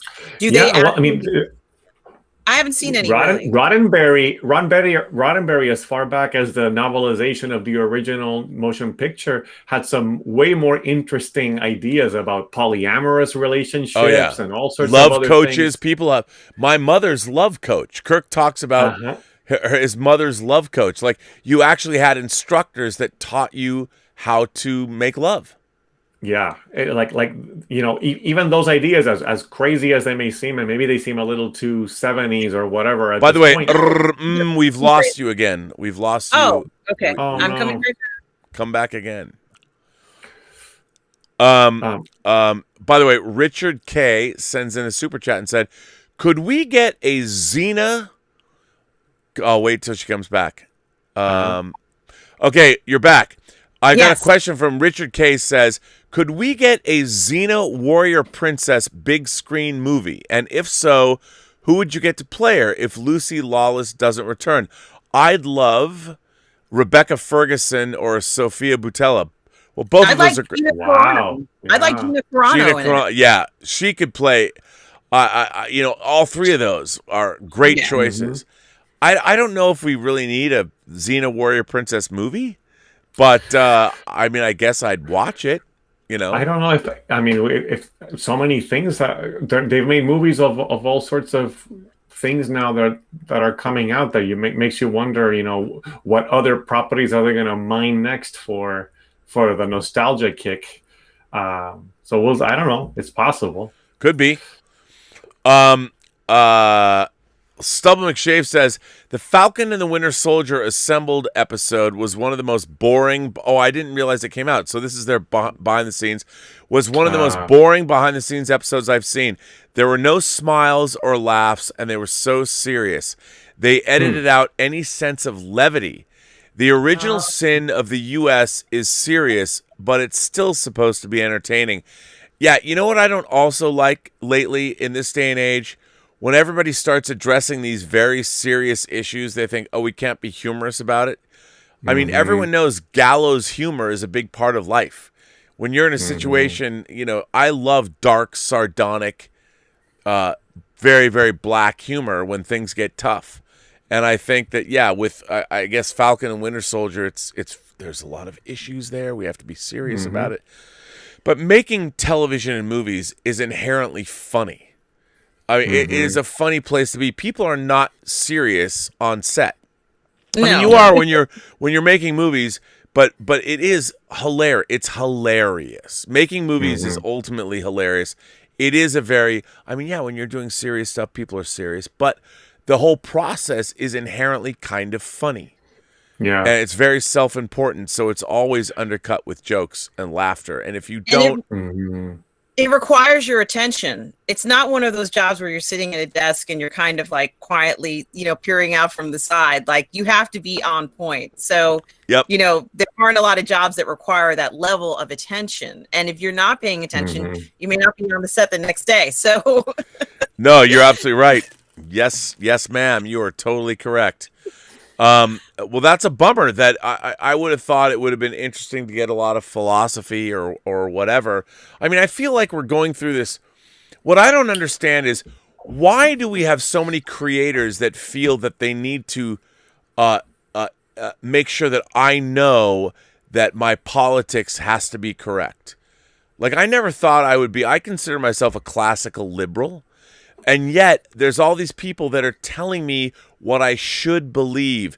Don't you understand? Aren't you on our side? Aren't you an ally? I'm like, well, why are you telling me that I'm not, or I am, or I'm not? I know what I am, but you don't know me. You don't even know my politics, and you're trying to tell me through your work how I'm supposed to be. Which the whole point of great entertainment is not to tell you what to be. It's to give you something to think about so you can ponder the question of who are you? You know, and fine line between dictating and challenging, right? It's that's one exactly thing to dictate right. to you versus I want to challenge you with this perspective and help you then kind of grow from that, right? Yes, and don't tell me what to think. Show me what I should think about. You know, through the work. And I feel like everyone's telling you how to be and you're supposed to be a certain way. And I'm like, but who are you? What utopian civilization did you come from? Oh, wait, you didn't. So why are you telling me how I'm supposed to be? How do you know?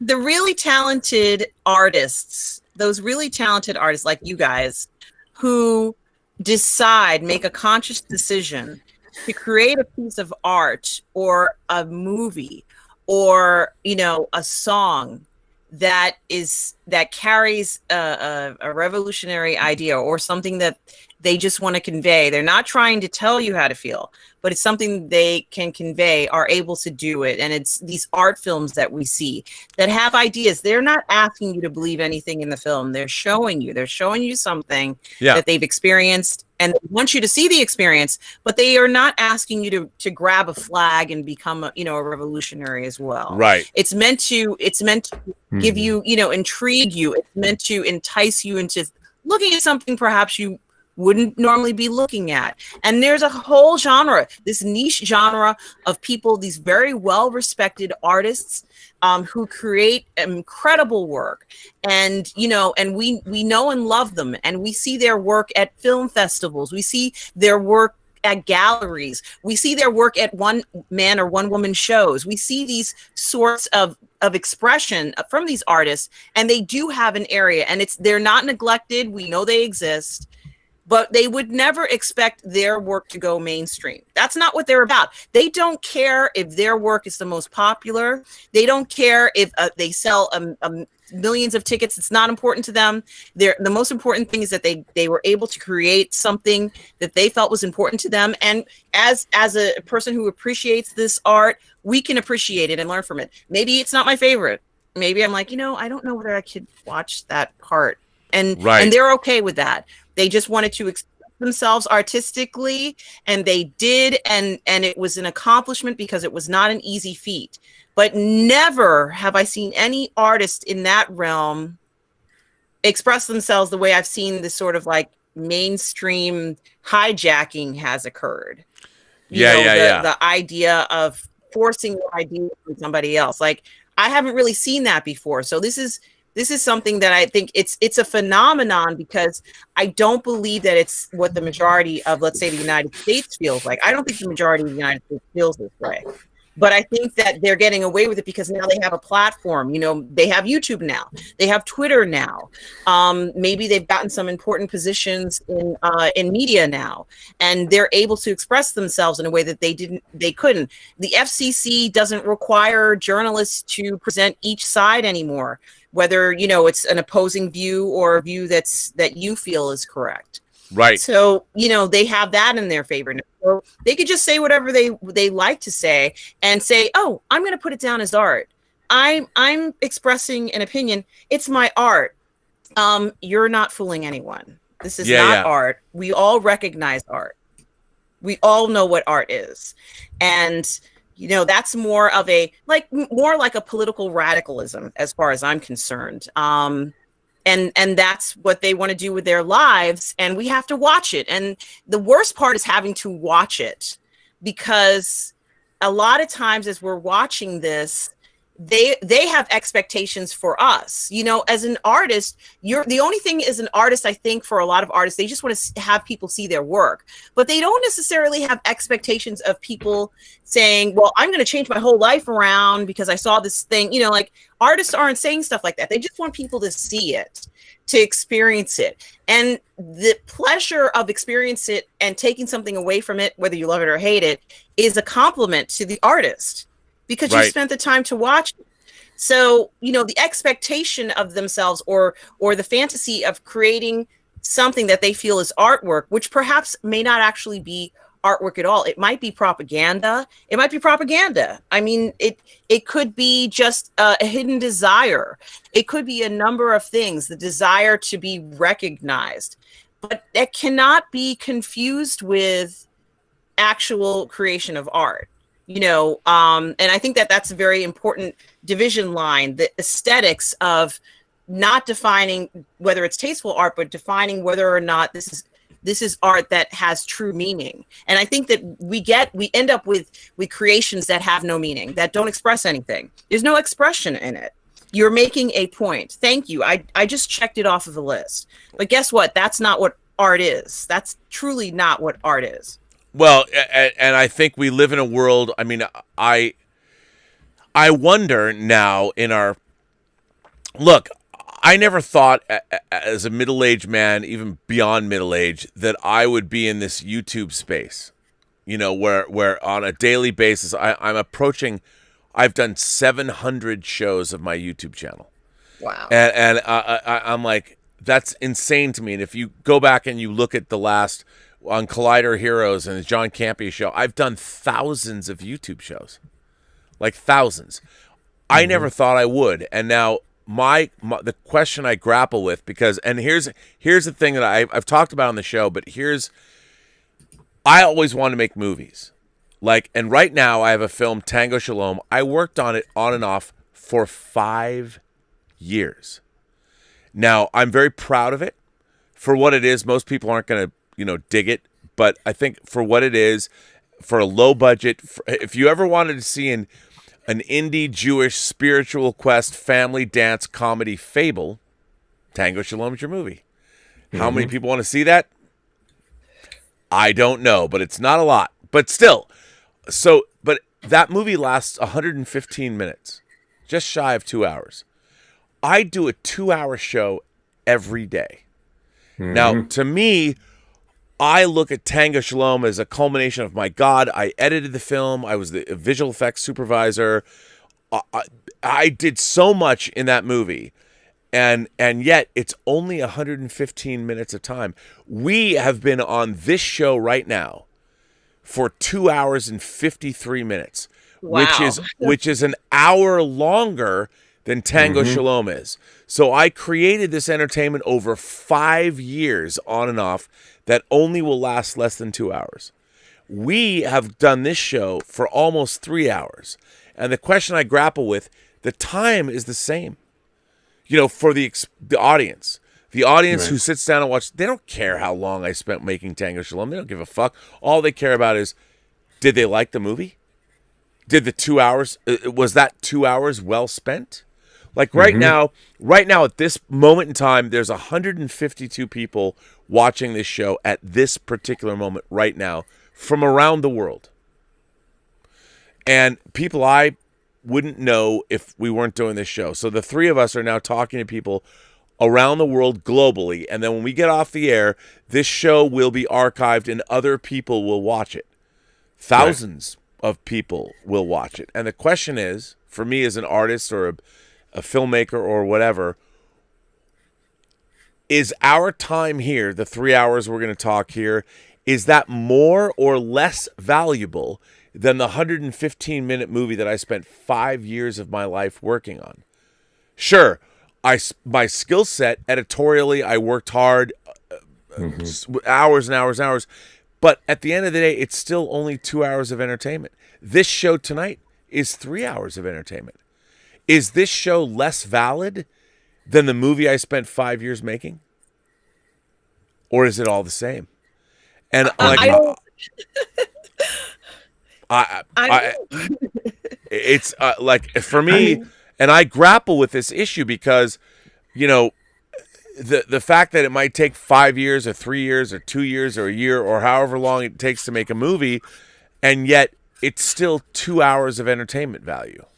And it's really hard for me. I've had a very difficult time at this point in my life grappling with that 2 hour limit. Like, I could spend 5 years, and my 5 years of time on a movie might not be as entertaining as 3 hours of me going, this is fucking metal, man. It's fucking metal. Are you fucking metal? Ah! And people are like, well, Rob, you know what? I thought your last night's Midnight Metal was way more entertaining than Tango Shalom. And I'm like, great. So basically, if I go online going, yeah, fuck yeah, I'm going to drink some alcohol and be, and people are like, well, where does that leave you? I mean, where does, from a existential perspective, I'm like, and I think about this a lot. I'm like, should I just talk on YouTube and fuck the rest of my career? Should I admit, why go into these meetings where people don't call you back? And like, I'm ready to go. Like, I can make a movie from the ground up. I can produce a film and get it done. And yet I have to deal with every day people who have never produced movies, never edited films, don't know how special effects are done. And I call them up. I'm like, please make my movie. And these people, they haven't done shit. And yet they're gatekeepers. I'm like, I don't even know why I'm fucking talking to you, but I have to. I have to. And then they're like, we don't really, we don't think. I'm like, you know what? You can go watch Tango Shalom at a drive-in event in our nation's capital on May 26th. And I want to say that, what have you done to the next meeting I'm going to have? And you know what? I'm the asshole. I'm the problematic one that they look upon me like, oh, that fucking Rob Burnett, he thinks so much of himself, and all he's got is some dumb indie film that, is playing at Jewish film festivals across the world. I'm like, yeah, motherfucker, my movie played in India and won an award. In India. I mean, not that I'm going to toot my own horn, but the fact is, wouldn't you want me making something for you? Like, yeah. Why don't we get in business and do something? But we live in such a weird world where, no matter where you're going, there's a gatekeeper or there's people judging you or telling you. Like, I even know as an imagination connoisseur, I've not made a science fiction film. I've not made a horror film. I've made a movie about a middle-aged Jewish rabbi that wants to learn how to tango. Even if I was an audience and I was like, oh, my favorite YouTuber made a movie about that, I don't know if I want to see that movie. Even I know that most of my audience is like, well, it's great you made a movie, but I'm never going to see that shit. Like, I know. And you have to deal with that on a daily basis. You have to be like, you have to think about that like every day. And I'm like, you know what? Maybe I should forget it. Maybe I should not subject myself to the hope and disappointment. I should maybe just concentrate on doing YouTube shows, and every weekend I'll be like content to be like, fuck yeah, dude, it's fucking metal. I'm gonna be goddamn 60 years old going, fuck yeah, and then people are gonna go, oh man, Rob, it's too bad your career never panned out.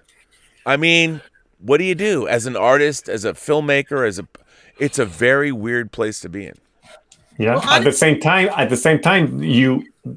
the fact that you can, make a movie independently on your own, put it on YouTube and see what happens, even if it's a short or something like that. Which we did. That's like Skyfighter. Skyfighter has over 1 million views, and Lucas Kendall wanted to do it as a proof of concept, and he hired me as his editor, and we went and shot this movie over 2 days, and then he shot a second unit in the mountains for a third day. We cut it together. We sold it to Dust. Yeah. And it's 15 minutes, and over 1 million people have watched it because it was on YouTube.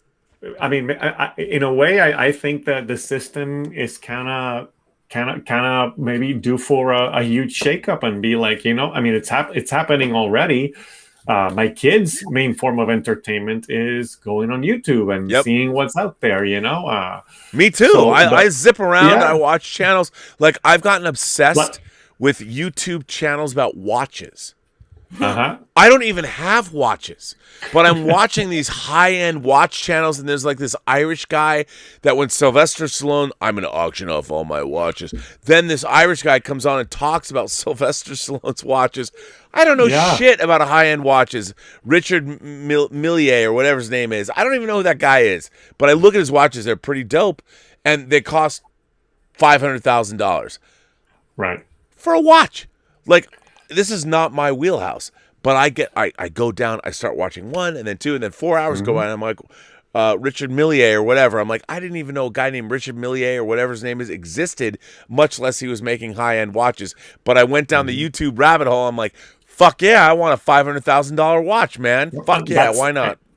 And that democratization of the media is what Hollywood is going to have to compete with. And I think that's going to be a big reality check coming soon. Because even though at this point you're seeing a lot of of the big studios or the streamers trying to nab some of these stars to become part of the system, at some point they're going to be like, we are the new system. Why would I want to go work for Hollywood when I can work for this new thing that continues to move forward and be what is attracting an audience and entertaining people? Well, You've reinvented the independent film system, so to speak, or a new model for it. Tango Shalom is a special film, and I think that's why we go to see independent films or art films, is to see that experience. I don't want to see everyday experience all the time. I want to see something new and interesting and introspective, and something that makes me feel like I can connect to others that I may not come across. Well, in New York, I could come across a lot of Orthodox people, but even so, seeing a more human side and seeing a celebratory side, oftentimes where you don't get to see details about a person's life. That's what a lot of the film experience is about. And honestly, those types of films are the ones that people talk about for years and years and years. And there'll be some student in somewhere who's gonna be like, oh, did you ever watch that Tango Shalom? Right. Yeah, made in, someone's gonna talk about it. Student's going to be talking about your film 20 years from now. No, it's true. And I've already seen people. Think about that legacy. No, I do. But I have to say, like, this stream tonight, the three of us, this Midnight Metal show was this ridiculous, drunken live stream. And yet it's led to the 11th episode of this show. I found this entire discussion we've had for the last 3 hours fascinating. Yeah. It's a fascinating. We've jumped around and talked about so many different subjects, and I love it. Now, it will be archived on YouTube, presumably forever. So maybe 20 years from now, I don't know why somebody would be like, well, 20 years ago, Rob Burnett made Midnight Metal and suddenly changed the world, like Bill and Ted. Wild Stallions is going to write the song that liberates. For whatever reason, this show, and people are going to look back, and they're going to look back at this night, which is now it's the sun is coming up in New York where you are. Roberto's like, can we 3 hours, I'm gonna have to call it at 3 right now. So I was gonna take my leave here very soon, but I was just gonna say, at some point you could start advertising Midnight Metal as from the producer of Tango Shalom. I know. or the animatic editor for Dota Dragon's Blood, currently on Netflix. It's very good. I watched that with my mom. It was great. Oh, it's wait till you see season 2, which I was working on yesterday. Nice. I'm glad you liked it. I mean, I'm really proud of that show, and that's all Ashley, Edward Miller, and no, it's but it's such a weird thing because the last year I spent months making special features for The Hills Run Red. Now, How many people bought that disc? 4,000 in the world? 5? I don't know. But so 4,000 people it now got not only the movie that we made in 2008, but Dave Parker and I made 6.5 hours of special features that maybe only 4,000 people in the world will ever see. But that's what I spent. I will always remember in my own life. Well, the pandemic hit. We were all locked away at home, and I'm like, you know what? we're going to make special features for The Hills Run Red. And I was able to look at tapes I shot 12 years ago, and finally the last word came out, and we started in March, delivered on May 1st. The disc came out June 14th or June 16th, and it was crazy to look at all of our special features like, wow, what I was doing during my COVID lockdown is now available for the world to see. And it's nuts. And you think to yourself, I wouldn't have had it any other way. But at the time, it wasn't like there was some big corporate entity going, Rob Burnett, we want you to make us this stuff. I mean, it would be nice if they were, but no, Dave and I were splitting a very small stipend basically to work hard for months on end, and you do it, and it really comes down to, I've always thought that I value the actual work. I love the process. So the fact that I can cut special features for a Blu-ray, even though it's my own movie, send it to the company, like upload it right from this computer, and then they put it out, and you get a physical media copy where you open it up, there's an O-ring, you put it in, there's a menu with all the shit that you made. It's amazing. Yeah. It's amazing. We live in this world. And whether you sell 1 or 1 million, it's a piece of art that you created. It's something that you made. Because I grew up when we had DVDs, and there was always something called, it's pretty standard, but the director's cut. A lot of times it could be director's cut and or director's cut with commentary. And I just was so fascinated by the fact that the director is watching the movie with you and talking about different things. And that's the coolest thing ever. The idea that the person who did this film is saying, oh yeah, and in this scene we were trying to, and I'm like, oh my God, it's the coolest thing. But it also, you watch these films and they're all beautifully made, but each person gets something different from the film, and having the director mention what they were trying to achieve can give you a different insight in the film experience. Yep. Oh, which is something that, we definitely need to meet again and talk about special features and stuff, because, I could talk to you for hours about special features. We can't do it tonight, but another time we absolutely have to talk about special features. Well, listen, I'm going to continue on a little bit, but I'm going to let you both go. We've had a 3-hour show. It's amazing. I know that for the sun's coming up in New York. It's light out there, yes. It's light. And Roberto, you and I both need to go to bed. I've got things I'm going to answer from people and talk to people some more. But I want to thank, being here, and I want to thank Roberto Suarez. This is the 11th episode of Midnight Fucking Metal. And it turned out to be a very erudite conversation, which I want to thank you both for. So thank you both for being here. This is a different kind of a show than we've done before, and I loved it. I love the fact that this show is morphing and evolving into crazy shit. And I would ask both of you, if people want to find you on social media, where can they find you? Or are you on social media? Start with you. Are you on social media? I'm not really on social media. I do write for a company called Fresh Music Freaks when we have live events that come back in. And I actually have a different handle. It's Rimo. But I'm usually it would be Fresh Music Freaks would be where I would be writing reviews for live music events and for EDM music conferences and stuff like that. So, yeah. And Roberto, we know you as the Puertogeekan, that you can find you on Twitter, Facebook, Instagram, Twitter. Just go look for Puertogeekan, and you can find me there. I'm not right now. I feel like I'm just an avid fan and happy member of the Burnettwork. So if you don't find me online, you'll find me from time to time, just hanging out with Rob. Well, I want to thank the two of you for being here. This was a great, very different but great episode of Midnight Metal Man. And I don't know why I'm going to keep doing that. It's going to get old very quickly. But I do it anyway. But I want to thank you both for being here. And thank you for having us. Well, and I will say good evening to both of you, and for being the great people that you are. So I'm going to stick around. I'm going to stick around for a little while, answer some questions, talk in the more, chat. Talk more shit. Thank you all for being here. And what a great show. I want to thank both of them. I will say goodbye to my lovely guests because they are metal and fucking awesome. So now you just got me. What a great show. Totally fun. I want to go back and talk and see what you guys are saying. Richard K. sends in a super chat and says, what will be a Disney Plus show for the next phase of the MCU? I'd like a Captain Britain show. I would love that, actually. A Nova Corps show about Michael Pena's Ant-Man character. That would be...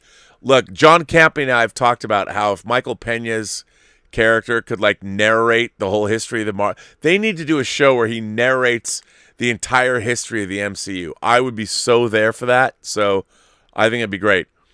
Or an Elektra show, a Silver Surfer show. Would you like to see this on Disney Plus? Well, Richard K, I think all of those, everything you mentioned, those are great ideas. I'm totally down for all of that.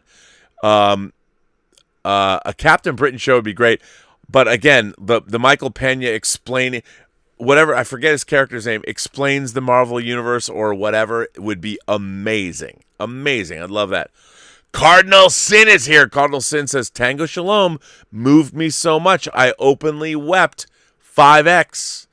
Well, thank you for that, Cardinal Sin. I appreciate that. I mean, it's funny. I love Tango Shalom. I'm so proud of it because, you know, it really is a movie that came from modest origins, and I thought it worked out pretty well. But again, I'm fascinated. So much time and effort was put into that movie to make it what it was, and yet I talk on YouTube for 2 hours every day. And what's more valuable, the 5 years on and off I spent working on this wacky indie film, it's still 2 hours, and I'm fascinated by that. Look, I think Tango Shalom is what it is, and movies are more valuable than me chattering away on the internet, but it's still tough. It's still tough. You have to think, you get up every day and you're like, I want to make movies, and you bang your head against a wall, and you talk to people, and I want to say, but I've done all this stuff. Here, take a look at this movie. Take a look at Tango Shalom, and just look at that and think, do you think I can do more with more money and make it good? You know, maybe. But that 2 hours. Maxi Milana says, good morning from WMK. Well, that's interesting. What is why I should know this? What is WMK? I don't know. Well, Weiss Markets, what does WMK mean? Hang on, let me say, where is WMK? Greetings from WMK. Oh man, definition of WMK. Oh, there's all kinds of things. Well, I'm going to assume you're at some place. I don't know where you're from, but I want to thank you for the super chat. Black Philip Alvarez sends in a tip and says, Tango Shalom is fucking metal, Rob. I loved it, no joke. Well, I'm glad you liked it, man. It's good to hear. Because I think it's a good movie that sticks the landing. It's very low budget, obviously, but I think we did what we could. We did what we could. I love my moderators are tipping me. The Richard says, this has been such an incredible show.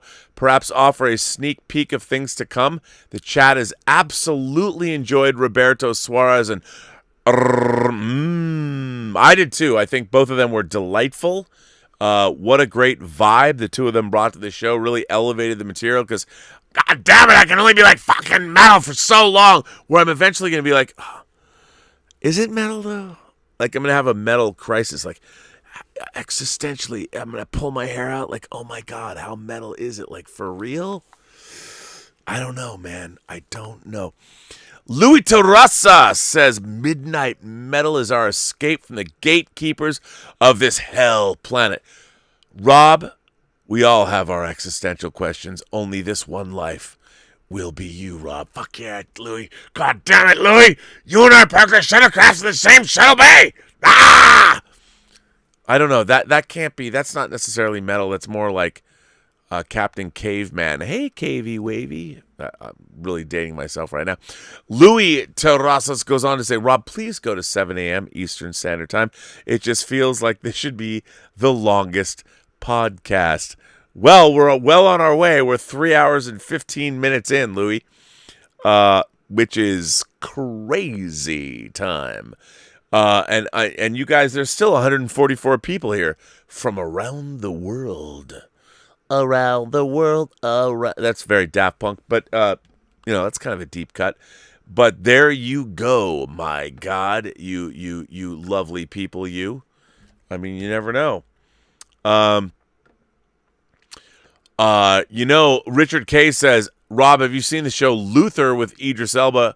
Dude, I fucking love Luther. Luther, if you guys haven't seen Luther, it's a British show. Idris Elba plays a detective named, you might guess, Luther.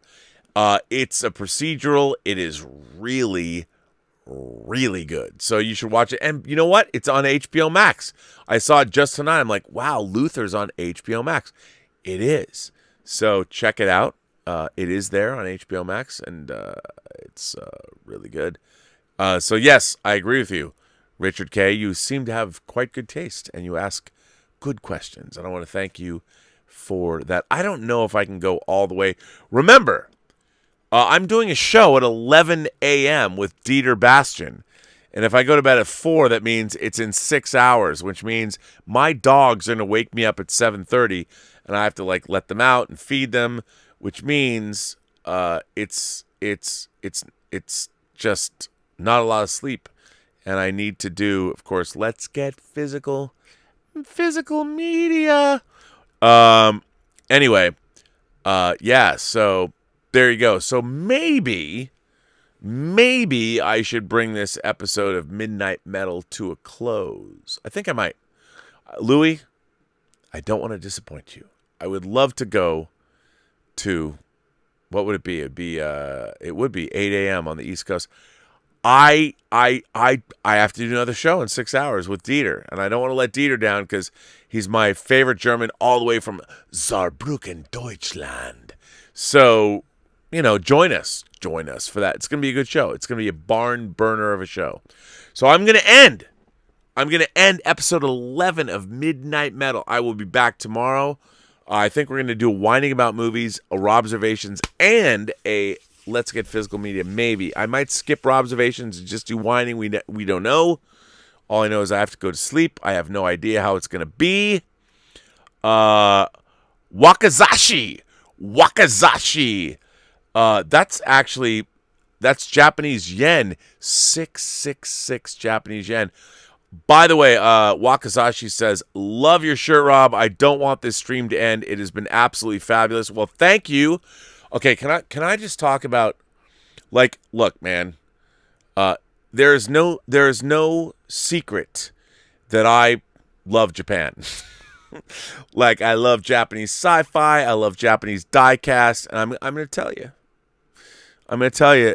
A great thing happened this week. Thank God I did a stream about Star Blazers. Star Blazers or Space Battleship Yamato. And the third season of the reboot, Space Battleship Yamato 2205, is coming. One of the great things that happened is there is a company in Japan called Hachette, and they release a part like you collect parts, kind of like my Enterprise. The Enterprise I keep showing because it's sitting here, but I need to build it. But here's the bridge. This is the Enterprise D. This is the bridge. Can you imagine? Think about how big the saucer section's going to be if this is the bridge module. I mean, it's going to come out to to here. It's going to be huge. So I find out last week, because I love Space Battleship Yamato, that Hachette in Japan is making.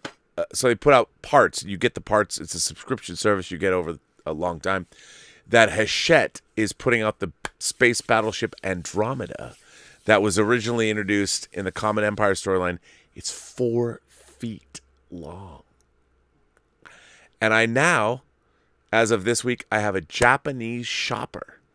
I have a man in Japan who's actually getting, because they don't send them out of Japan. So he's getting them for me so I can, it'll probably take 2 years to build, but it's going to be 4 feet long. So anyway, Wakazashi, if you are in Japan, because you did send your super chat in Japanese yen, I want to thank you very much. I want to go to Japan. I want to hang out with Lynn Hobday, our woman in Japan, our agent in Japan. I want to go to Japan. I need like $100,000 because of all the toys I would want to buy. But yes, thank you. I'm glad you like the shirt.